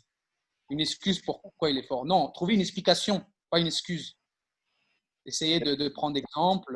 Et voilà. Après, c'est sûr, on n'est pas tous égaux. Il y a des personnes génétiquement qui vont être plus aptes à performer. Mais si on souffle tous l'esprit, à un moment donné, le standard, la moyenne, elle va augmenter, quoi qu'il arrive. C'est carrément une bonne approche mentale et une bonne façon de réfléchir, je trouve. Par rapport à la génétique, en termes de progression, tu aurais tendance, comment tu te positionnes entre un athlète, ou comment tu as pu le constater peut-être dans ton expérience, la possibilité de progression d'un athlète qui est génétiquement très fort mais qui se donne moins les moyens, qui s'investit moins, et quelqu'un qui a peut-être une génétique moins favorable mais qui persiste sur le moyen long terme. Comment tu observes la différence de progression? Est-ce que la génétique, elle a tendance toujours à finalement prendre le dessus malgré que l'athlète, il se donne pas forcément? Ou est-ce qu'un athlète qui a une génétique un peu moins favorable, s'il persiste, dans ce que tu as pu expérimenter ou voir, il peut dépasser un athlète qui avait cette génétique plus favorable? Ça peut revenir à ce qu'on disait juste avant, c'est sur les hauts et bas. Une personne qui est génétiquement douée et qui ne va pas forcément se donner les moyens, bien qu'il y a aussi beaucoup de personnes douées qui travaillent très dur et qui sont exceptionnelles, mais il y a des personnes douées qui ne se donnent pas les moyens et souvent, on voit que c'est sur ces personnes qui font des compétitions, eh ben, c'est les facteurs, on va dire, qui ne contrôlent pas, tu vois, environnementaux, le stress, tout ça, ben, des fois, ça leur est favorable dans un bon jour, mais dans les mauvais jours ou dans les jours un peu plus incertains, hop, il n'y a plus personne. Alors qu'il y a des personnes qui sont un peu moins douées, mais qui ont toujours une rigueur, un travail, ces personnes-là, voilà, elles sont carrées.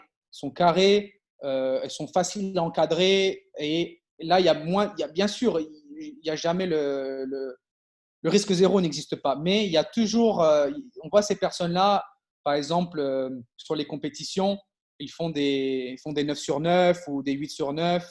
Sont beaucoup plus réguliers dans leur performance et on les voit toujours performer à un niveau très, très élevé. Alors que ces personnes-là, des fois, on les voit venir un peu haut. Après, des fois, aux compétitions, font un peu des contre-performances. Okay. Donc, c'est un peu ça qui peut faire peser dans la balance, quoi. Ok. Il y avait d'autres points que tu voulais Non, aborder. j'ai une dernière question. Le matériel, que ce soit les genouillères, la ceinture, etc., est-ce que tu les introduis dès le départ quand tu commences à coacher un athlète, ou est-ce que tu attends un peu et tu les considères du coup comme un petit plus pour la progression en les introduisant à un moment plus tardivement? Est-ce que tu les mets dès le départ et basta? Non, je les mets pas dès le départ. Ça, même quand j'ai débuté dans l'entraînement, je me souviens même qu'on avait fait une saison d'entraînement sans ceinture et qu'on l'avait mis la ceinture vraiment une semaine ou deux avant. Bon, c'était pas non plus très malin de ma part, mais ce que je veux dire, c'est que par là, même pour une personne qui s'entraîne depuis des années, on conserve toujours des deux. Voilà, du travail sans équipement avec le travail d'équipement. Et une personne qui démarre, vraiment tout nouveau, bien sûr, si la personne, elle veut vraiment… parce que moi, je fais l'aparté entre les personnes que j'entraîne dans les salles, vraiment, qui ne veulent pas faire de la compétition, mais si une personne veut faire de la compétition, bien sûr, je vais l'orienter déjà sur du test d'équipement parce que j'ai pas envie que la personne achète une marque tout simplement parce que voilà, c'est la marque connue, tout ça. Des fois, j'essaie toujours si j'ai des personnes dans mon entourage qui ont de l'équipement un peu varié, des tailles ou des différentes marques, je vais essayer de le faire essayer à la personne d'abord, couplé à de l'entraînement sans équipement. Et après, voilà, la personne va acheter son propre équipement et puis après, on va se mettre dans des conditions de compétition, mais toujours en couplant les deux, en fonction des besoins de la saison, en fonction des besoins du bloc, en fonction des cycles. Enfin, Ok. je pense que c'est bien toujours de coupler les deux. Ok. Ça, Et est-ce que tu joues sur la taille des genouillères? Je sais qu'il y a des athlètes qui vraiment le voient comme c'est pas le facteur déterminant, mais ils vont chercher à diminuer à chaque fois la genouillère pour progresser, pour avoir une micro-progression, même si c'est tout petit. Ou est-ce que là-dessus, tu joues pas du tout et tu cherches jamais à jouer sur ce facteur-là? Alors ça, jouer sur ce facteur-là, c'est-à-dire par exemple pour les compétitions ou non, tout au Ouais, long pour de les l'année. compétitions, tu cherches jamais à diminuer la taille de la genouillère pour essayer d'avoir un peu plus de retour dessus Bah, déjà pour la compétition en elle-même, si une personne elle est habituée avec une taille et que tu veux forcément diminuer la taille sur la compète, c'est pas forcément des fois la meilleure tactique parce que tu joues sur un ressenti qui est différent, Je suis d'accord. même s'il n'est pas beaucoup. Mais après, si une personne, tu peux jouer sur des tests. Par exemple, euh, il n'y a pas de oui ou non, mais une personne qui, par exemple, est sur du M en genouillère et elle veut essayer sur du small, elle peut très bien essayer, voir comment elle se sent.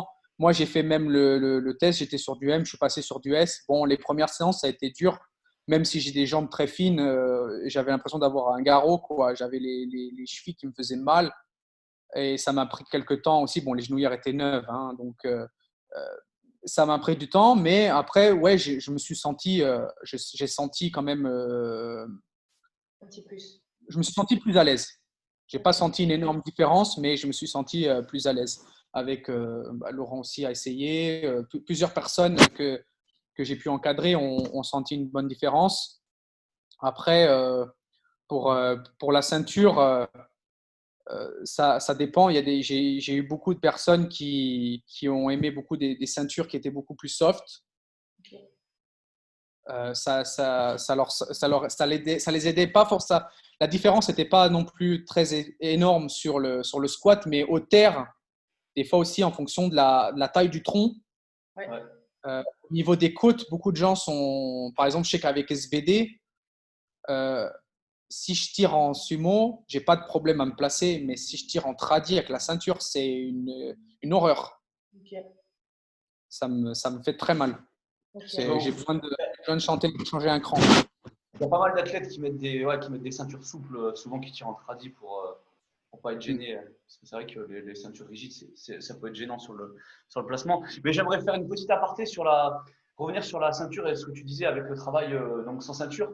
Donc je remets pas en cause le fait de travailler sans ceinture. Il y a des athlètes pour qui ça peut être super important, mais je trouve aussi que travailler avec la ceinture, en fait, apprendre à utiliser la ceinture, c'est une compétence spécifique à la compétition et dont l'athlète a besoin. Et donc, j'aimerais un peu juste insister là-dessus, en fait. Je pense que c'est super important de toujours avoir dans le programme du travail avec ceinture. On peut faire du travail sans ceinture, qui peut être très important pour l'athlète, mais toujours garder, pour moi, en tout cas de mon avis, du travail avec ceinture, en fait, pour développer la compétence nécessaire à la compétition, en fait. Il est en train de me faire un pic parce que je veux jamais travailler avec la ceinture et après il dit qu'en compétition je l'utilise mal. Ben non, parce que le truc c'est que si tu mets jamais la ceinture, en fait, après tu ne sais pas l'utiliser, en fait. T'as beaucoup d'athlètes qui ne mettent pas assez souvent la ceinture et derrière ils n'arrivent pas à l'utiliser et ils te disent ben ça sert à rien que je mette la ceinture parce que je ne sais pas l'utiliser, parce qu'elle ne me sert à rien. Mais si elle te sert à rien, c'est parce que peut-être que t'as pas assez pratiqué avec et que du coup t'arrives pas à l'exploiter, tu vois. Enfin, je sais pas ce que t'en penses toi, Anto. Non, je suis d'accord.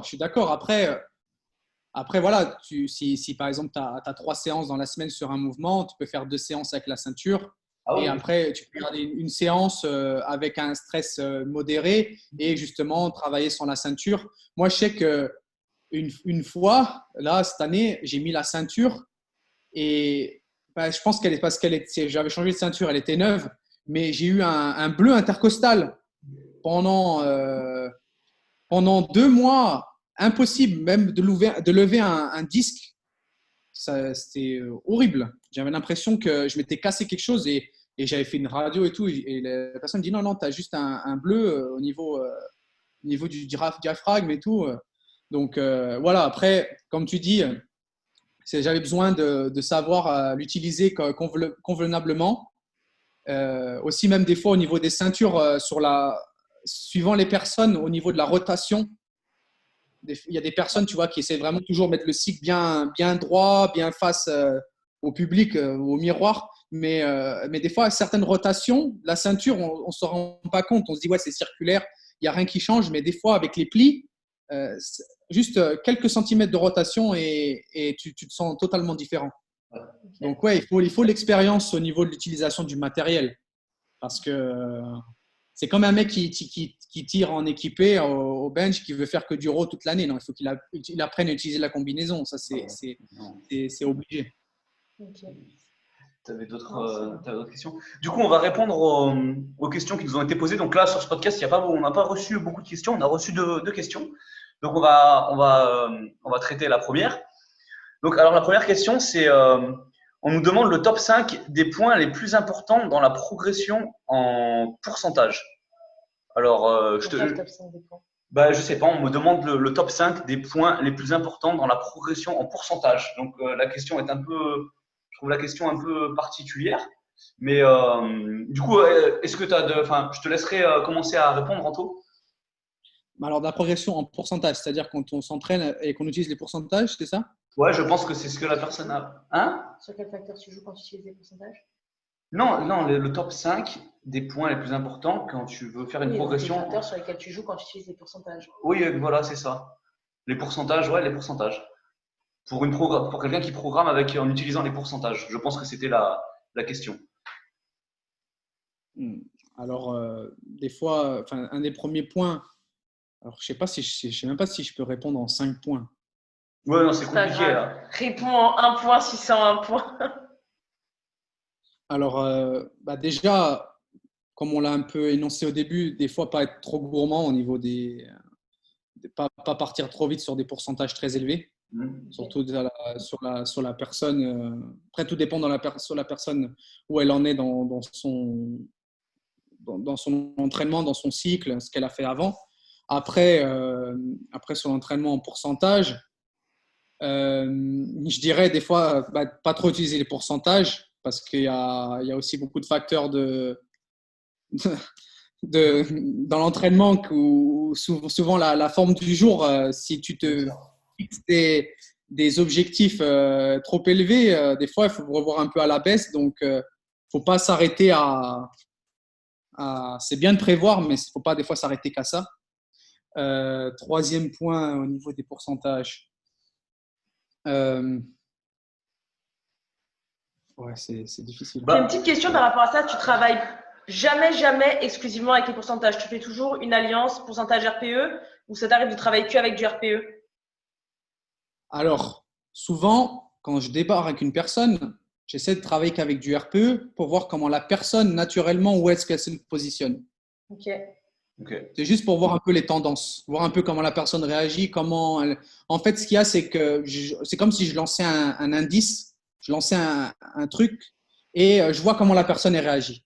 Ensuite, c'est à partir de ça que je suis capable de voir comment je vais pouvoir coupler un peu les choses ensemble. Ok. Ok, c'est comme un marqueur en fait. Voilà. Tu la guides pas Donc, trop au départ. Tu lui expliques un peu, mais tu la guides pas trop. C'est pas trop la coacher, tu la laisses voir comment elle gère ça un peu. voilà. Ok. Ouais, je vois comment elle se positionne. Après je vois un peu les tendances. Si par exemple, je dis une bêtise, mais si la personne, je dis voilà, 3 fois 5, tu me fais 3 fois 5, tu me fais un RPE 7. Ok. Peut-être que sur les trois séries, elle va toujours augmenter sur la deuxième ou sur la troisième, ou peut-être sur la première, ou peut-être qu'elle va, après la première, elle va baisser. Donc après, moi, ça me situe des fois comment lui placer son échauffement, comment lui placer son top set et comment gérer aussi ses back-off. Ok. Parce qu'il y a des personnes sur les back-off, elles ont besoin d'un back-off un peu réduit. D'autres, elles ont besoin d'un gros back-off. Tout dépend du lift. En fonction des fois comment l'intensité qu'ils mettent dans leur top set. Parce qu'il y en a, ils sont très généreux dans l'effort, mais ils y laissent beaucoup de jus. Donc, des fois, adapter les back-off comme ça. Donc, non, c'est toujours une combinaison de tout au final. Et aussi, des fois, dans les RPE, mettre des, comment dire, des objectifs de barre, admettons. Ou des fois, dire, voilà, un début de bloc, on va le débuter à ce RPE, tu vas me donner ton ressenti, puis après, on va essayer de continuer à noter les RPE, mais ça va être l'incrémentation qui va être l'objectif. Et en fait, en fonction de cette incrémentation, noter le RPE en fonction de ça. Ok. D'accord. Et Ça a voilà, je tendance débute à mon bloc stimuler, avec un peu. ça a tendance à Pardon? stimuler les athlètes quand tu leur donnes un objectif de barre. Alors, il y en a des fois, ça les intimide. Ok. Alors, avec ces personnes-là, vaut mieux rester dans le flou et dire, bon, voilà, fais de ton mieux, on va. Et d'autres, elles ont besoin de se fixer des objectifs. Parce que s'ils ne se fixent pas des objectifs, ils vont toujours rester en deçà de ce qu'ils peuvent faire. Ok. Donc, là encore, c'est l'aspect psychologique. Et Ok. voilà, c'est pour ça, le deuxième point, c'était pas se baser que sur les pourcentages, parce que surtout, des fois, quand on essaie de mettre des choses en place, si par exemple, on essaie d'augmenter l'exposure d'un lift, et si on se base que sur le pourcentage, et qu'on commence à introduire plus de volume, on ne sait pas ce qui va se passer sur la séance lourde. Oui, Et à ce moment-là, ton niveau de fatigue il peut augmenter et tu vas te retrouver, enfin, tu vas arriver avec sur ton jour suivant avec un niveau de fatigue super élevé et ton pourcentage en réalité il va pas être stylé, tu vas avoir une charge de travail, mais sur le jour ça va correspondre à un pourcentage beaucoup plus élevé, quoi. après le troisième point, le facteur de progression sur les pourcentages, moi je trouve que c'est bien d'utiliser les pourcentages sur les déloads. Ok. C'est bien de faire un bilan, c'est bien de faire un bilan sur ce qui s'est passé au niveau des RPE, au niveau des intensités. Et en fait, ça permet des fois de bien se situer avec le juste milieu, de temps en temps, d'utiliser le pourcentage justement, pas pour laisser cette semaine et qu'elle serve à rien au niveau travail, mais que la personne elle ait une intensité qui reste cohérente sans justement tout en récupérant pour les prochains blocs final. Je suis d'accord avec toi. Voilà, Puis, ça peut servir de marqueur aussi pour situer la progression de l'athlète. Tu vois, quand tu lui cales par exemple une single avec un pourcentage, tu le laisses après juger de son RPE et selon le RPE qui t'indique, tu vas savoir là si l'athlète il a plus ou moins en fait progressé. Donc c'est un truc que je trouve intéressant aussi. Après aussi, ce qui est les facteurs de progression liés au pourcentage, même si c'est lié et pas lié, mais des fois, il y a des personnes qui sont très attachées aux chiffres, alors des fois, ça peut les aider. C'est des fois aussi comment gérer les matchs. Ok. Parce que des fois aussi, il y a des personnes qui vont faire des jumps sur certains lifts. Et des fois, ça permet de gérer bien le match et de pas avoir Parce que des fois, il y a des personnes, elles ont l'air très rapides je sais pas moi, sur leur opener. Et tu te dis, ouais, il a facile 10 kilos de plus sur le lift, mais tu lui fais une incrémentation de 5 kilos et de suite, il a l'air RPE 9-10, quoi. Ouais. Donc souvent, essayer d'utiliser les pourcentages, pas forcément liés à l'entraînement, mais liés aux variations entre les charges et de voir comment un athlète il réagit suivant les incrémentations de charges. Là, tu peux vraiment utiliser ces pourcentages-là en se disant, voilà, quand j'ai des incrémentations de 10%, là, il commence à contre-performer. Quand je fais des incrémentations que de 5, admettons, là, la personne, elle est beaucoup plus performante. Il y a beaucoup moins de surprises. Je sais pas si c'est… Je rajouterais juste un truc pour répondre à la question qui a été posée. Du coup, enfin, après, je suis d'accord avec Anto, surtout pour ce qui est de se détacher des pourcentages quand le niveau de fatigue est trop élevé, parce que ça devient ridicule après si ton niveau de fatigue est trop élevé par rapport au pourcentage prévu. Mais de ce que je vois par rapport à ceux au groupe qui ne programment qu'en pourcentage, du type, je sais que TSG à un moment ne programmait qu'en pourcentage, ils gèrent vachement en fait, vu qu'ils ont pas trop d'impact sur le niveau de stress de l'athlète, comme on fait quand on coupe le pourcentage et les RPE, ils gèrent vachement ça avec le tonnage en fait.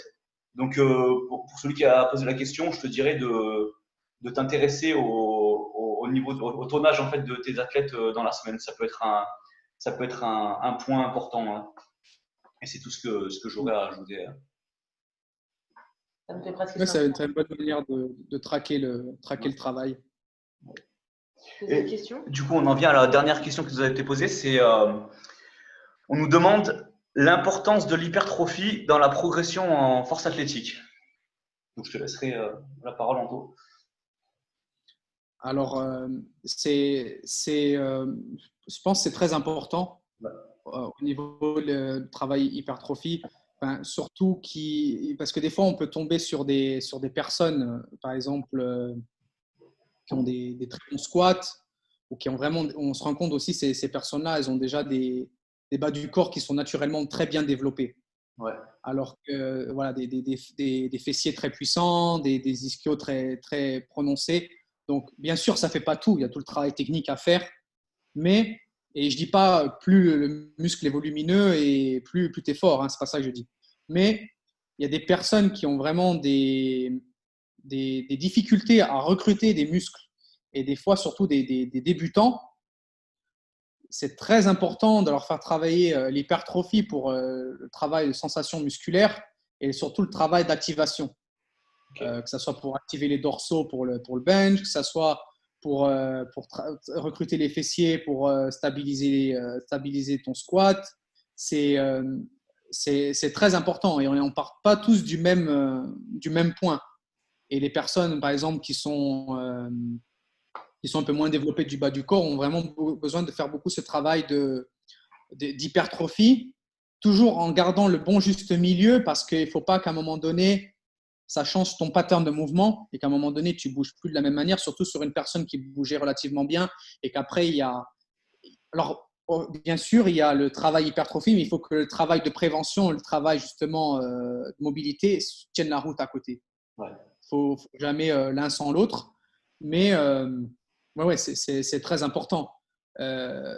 C'est comme je disais précédemment pour le bench, par exemple, moi et certaines personnes ont besoin de conserver un travail d'hypertrophie pour justement gonfler la machine au final, gonfler le moteur, augmenter la capacité de travail. Parce que des fois, moi, ce que je me rends compte, c'est que c'est bien d'utiliser des mouvements qui n'ont rien à voir avec la pratique parce qu'ils permettent de conditionner et de travailler sur des systèmes énergétiques qui seraient, je pense, contre-productifs de les utiliser sur des mouvements de comp lift. Parce que la fatigue peut te mettre dans le gaz et tu vois, par exemple, il y avait Nori qui parlait que justement, il utilisait beaucoup les AMRAP ou les drop sets sur le belt squat. Ouais. Donc voilà, le travail en hypertrophie, un travail très bien isolé, très bien utilisé avec le belt squat, très bonne hypertrophie des membres inférieurs. Et tu peux vraiment te faire plaisir sur du travail que si tu fais au squat, à un moment donné, tu vas te griller, quoi. Ça va te sortir de ta pratique et ça va pas forcément t'amener très loin. Donc, c'est là que c'est intéressant. Ok. T'avais un truc à Ouais. rajouter? Le travail d'hypertrophie, tu le fais tout au long de l'année vraiment comme une base ou vraiment tu privilégies le hors-saison pour le caler et après pendant la saison tu essaies de pas cramer de l'énergie là-dessus en restant focus sur le spécifique.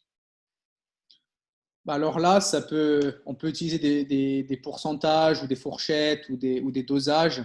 Après, en hors saison, on peut vraiment se faire plaisir et vraiment expérimenter à mettre en place des choses qu'on ne mettrait pas en place proche d'une compétition parce qu'on ne veut pas rendre confus un peu l'athlète. Et en fait, juste pour diminuer un peu le stress, on va réduire à l'approche des compétitions et on va essayer vraiment de garder ce qui vraiment profite à l'athlète. Parce qu'on se voit des fois, s'il y a des athlètes, on se dit, bon voilà, proche de la compétition, la première saison, j'ai enlevé tous ces mouvements, il n'a pas forcément bien performé. La compétition qui est arrivée, je les ai conservés.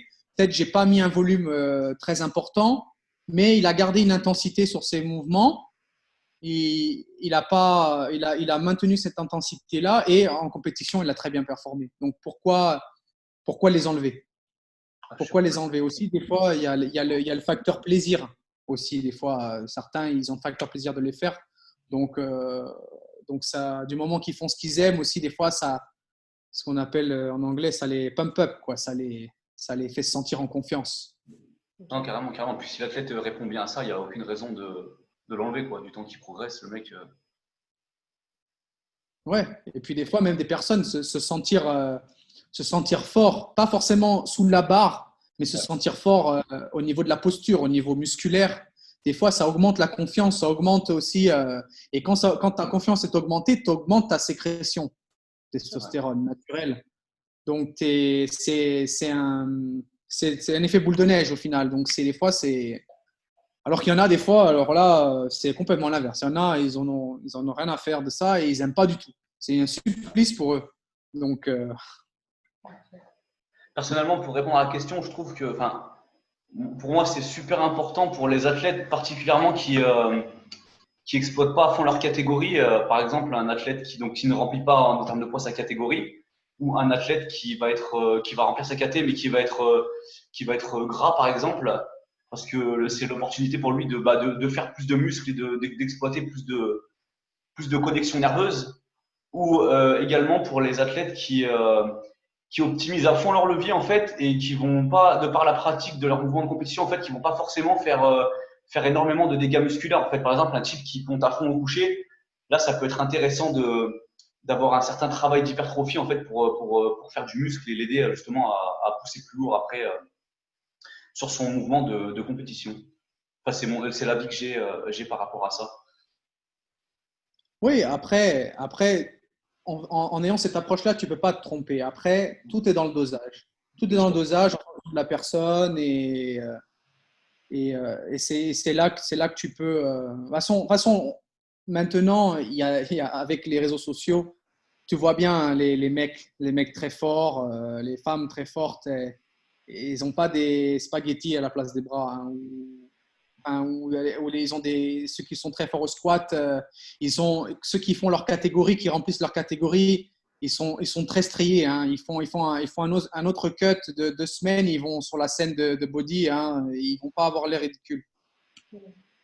Donc bien sûr, il y en a des gens, ils sont à l'air un peu moins impressionnants, mais ils ont relativement une masse musculaire qui est qui se montre. Voilà. Okay. Mais enfin, après, personnellement, pour compléter tout ça, le seul cas, tu vois, où j'y accorde un peu moins d'importance, je parle vraiment de l'hypertrophie pure, tu vois, pas forcément du préhab ou de l'activation ou quoi, c'est un athlète qui va vraiment déjà optimiser à fond sa catégorie, tu vois. Genre, tu te retrouves avec un athlète déjà super musculaire qui remplit au niveau du poids de corps toute sa catégorie. Je pense que le mec, il a peut-être mieux à faire à répartir sa fatigue, peut-être à faire plus de ses complift et des variations proches que des petits mouvements d'hypertrophie, tu vois. Hors prévention, préhab et activation. Je sais pas ce que t'en penses, Oui. je sais pas ce que vous en pensez. Non, oui. Alors, après, il y a sur une personne qui est vraiment pas du tout mature musculairement, qui a vraiment du mal à recruter ses muscles, ou par exemple qui va juste même jamais sentir la congestion sur un muscle, là il y a du travail à mettre en place. Mais une personne qui est très, j'allais dire responsive, qui répond bien à ça, justement, qui remplit les KT, ben, tu peux peut-être, tu vas passer beaucoup plus de temps sur les comp lifts ou sur des variations qui sont intéressantes en fonction de ses leviers, en fonction de ses points faibles. Ou par exemple, lui, il a besoin, par exemple, que peut-être 1 ou 2 séries par semaine sur un mouvement accessoire style, entre guillemets, hypertrophie, mais juste qu'il permet de rester fort sur ce mouvement et qu'il permet de performer sur son comp lift. Ouais, ok. Donc là, il n'a pas besoin de faire plein de mouvements d'isolation, il n'a pas besoin de faire plein de mouvements d'isolation, plein de mouvements de recrutement. Donc, il n'a pas besoin comme tu dis, il n'a pas besoin de passer autant de temps là-dessus. Ouais, c'est ce que j'entendais par là. Pour quelqu'un qui parlait mal anglais, tu as tous les mots qui te viennent en anglais, Anto, donc c'est plutôt l'inverse maintenant. Alors ouais, enfin l'anglais, ce qu'il y a, c'est que c'est pas pour faire genre. Des fois, des gens ils pensent, surtout quand je parlais des Français, ils disent ouais, tu fais genre. Mais non, c'est qu'il y a, c'est que quand encore à la maison, je parle français, mais ce travail-là, maintenant, depuis 4 ans, il tourne qu'autour de l'anglais. Ou même toutes les formations que je peux faire, c'est en anglais. Donc, je pense d'abord en anglais avant de penser en français, contrairement à avant. C'est pour ça. T'as un peu le cul entre 2 chaises, du coup. Oui, oui. Même maintenant, quand je parle en anglais, j'ai des expressions arabes qui me viennent parce que je les entends toujours. Non, mais c'est vrai.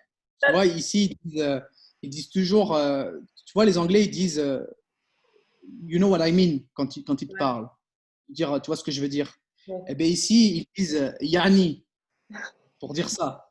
Alors, même des fois, quand je parle, je dis ce mot en permanence. Même quand je parle à quelqu'un d'anglophone, il ne comprend pas ce que je veux dire. Alors, c'est le choc des cultures.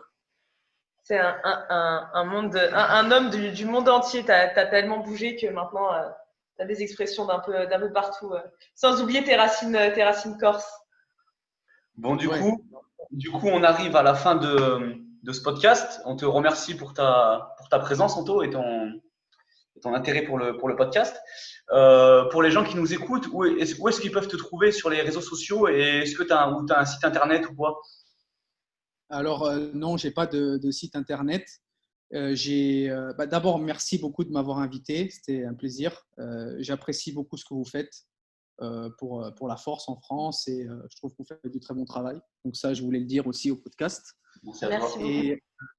Et aussi, mon Instagram, ça a été un peu tout et n'importe quoi parce que je change toujours mon pseudo. J'ai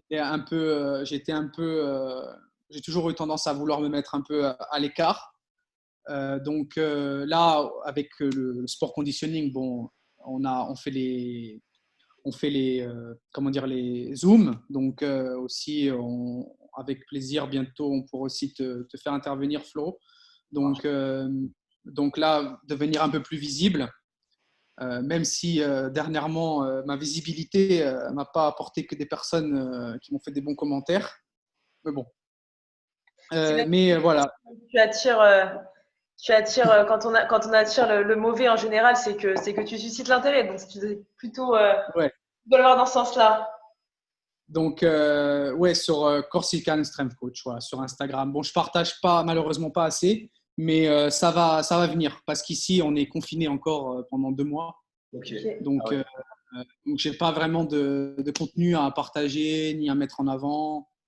Donc, voilà, on fait Et avec tu peux nous parler rapidement de sport conditioning pour ceux qui nous écoutent, juste pour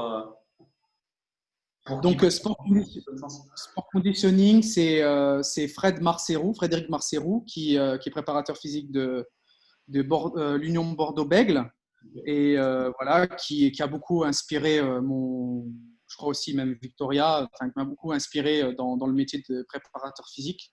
Je tiens à souligner que voilà, Fred, c'est quelqu'un qui a toujours ouvert ses bras aux jeunes étudiants, qui a toujours été à l'écoute. Et quand on est étudiant, on a toujours ce doute, on ne sait pas où on va, on a besoin de guide. Et Fred, ça a toujours été un super guide Et en fait, maintenant, il veut aussi voilà, que ça se développe à grande échelle.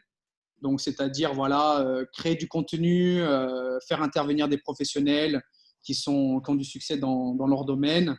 Donc, justement, pour donner confiance, donner des informations aux jeunes professionnels ou même aux professionnels qui sont déjà bien installés, justement pour être dans le networking, donc dans l'échange d'informations, tout ça, pour développer notre sport, notre discipline, en fonction des spécialités de tous.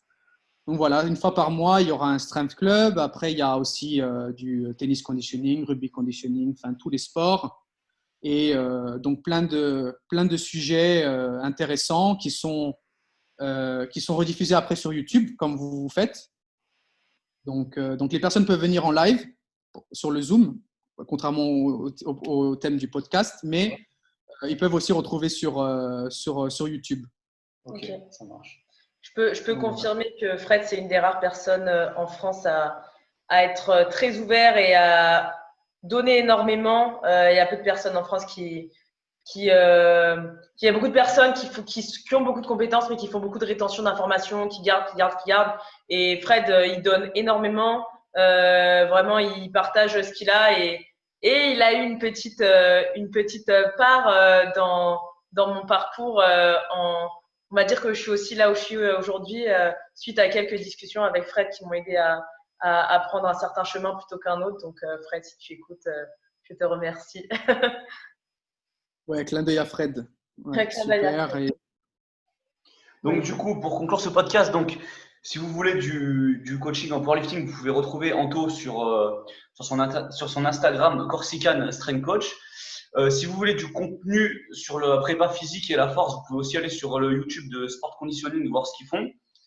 Pour du contenu en mouvement, réhab, préhab, vous pouvez aller sur l'Instagram de Victoria qui est The Human Movement Therapy. Vous pouvez aussi la retrouver sur son site internet www.thehumanmovementtherapy.com.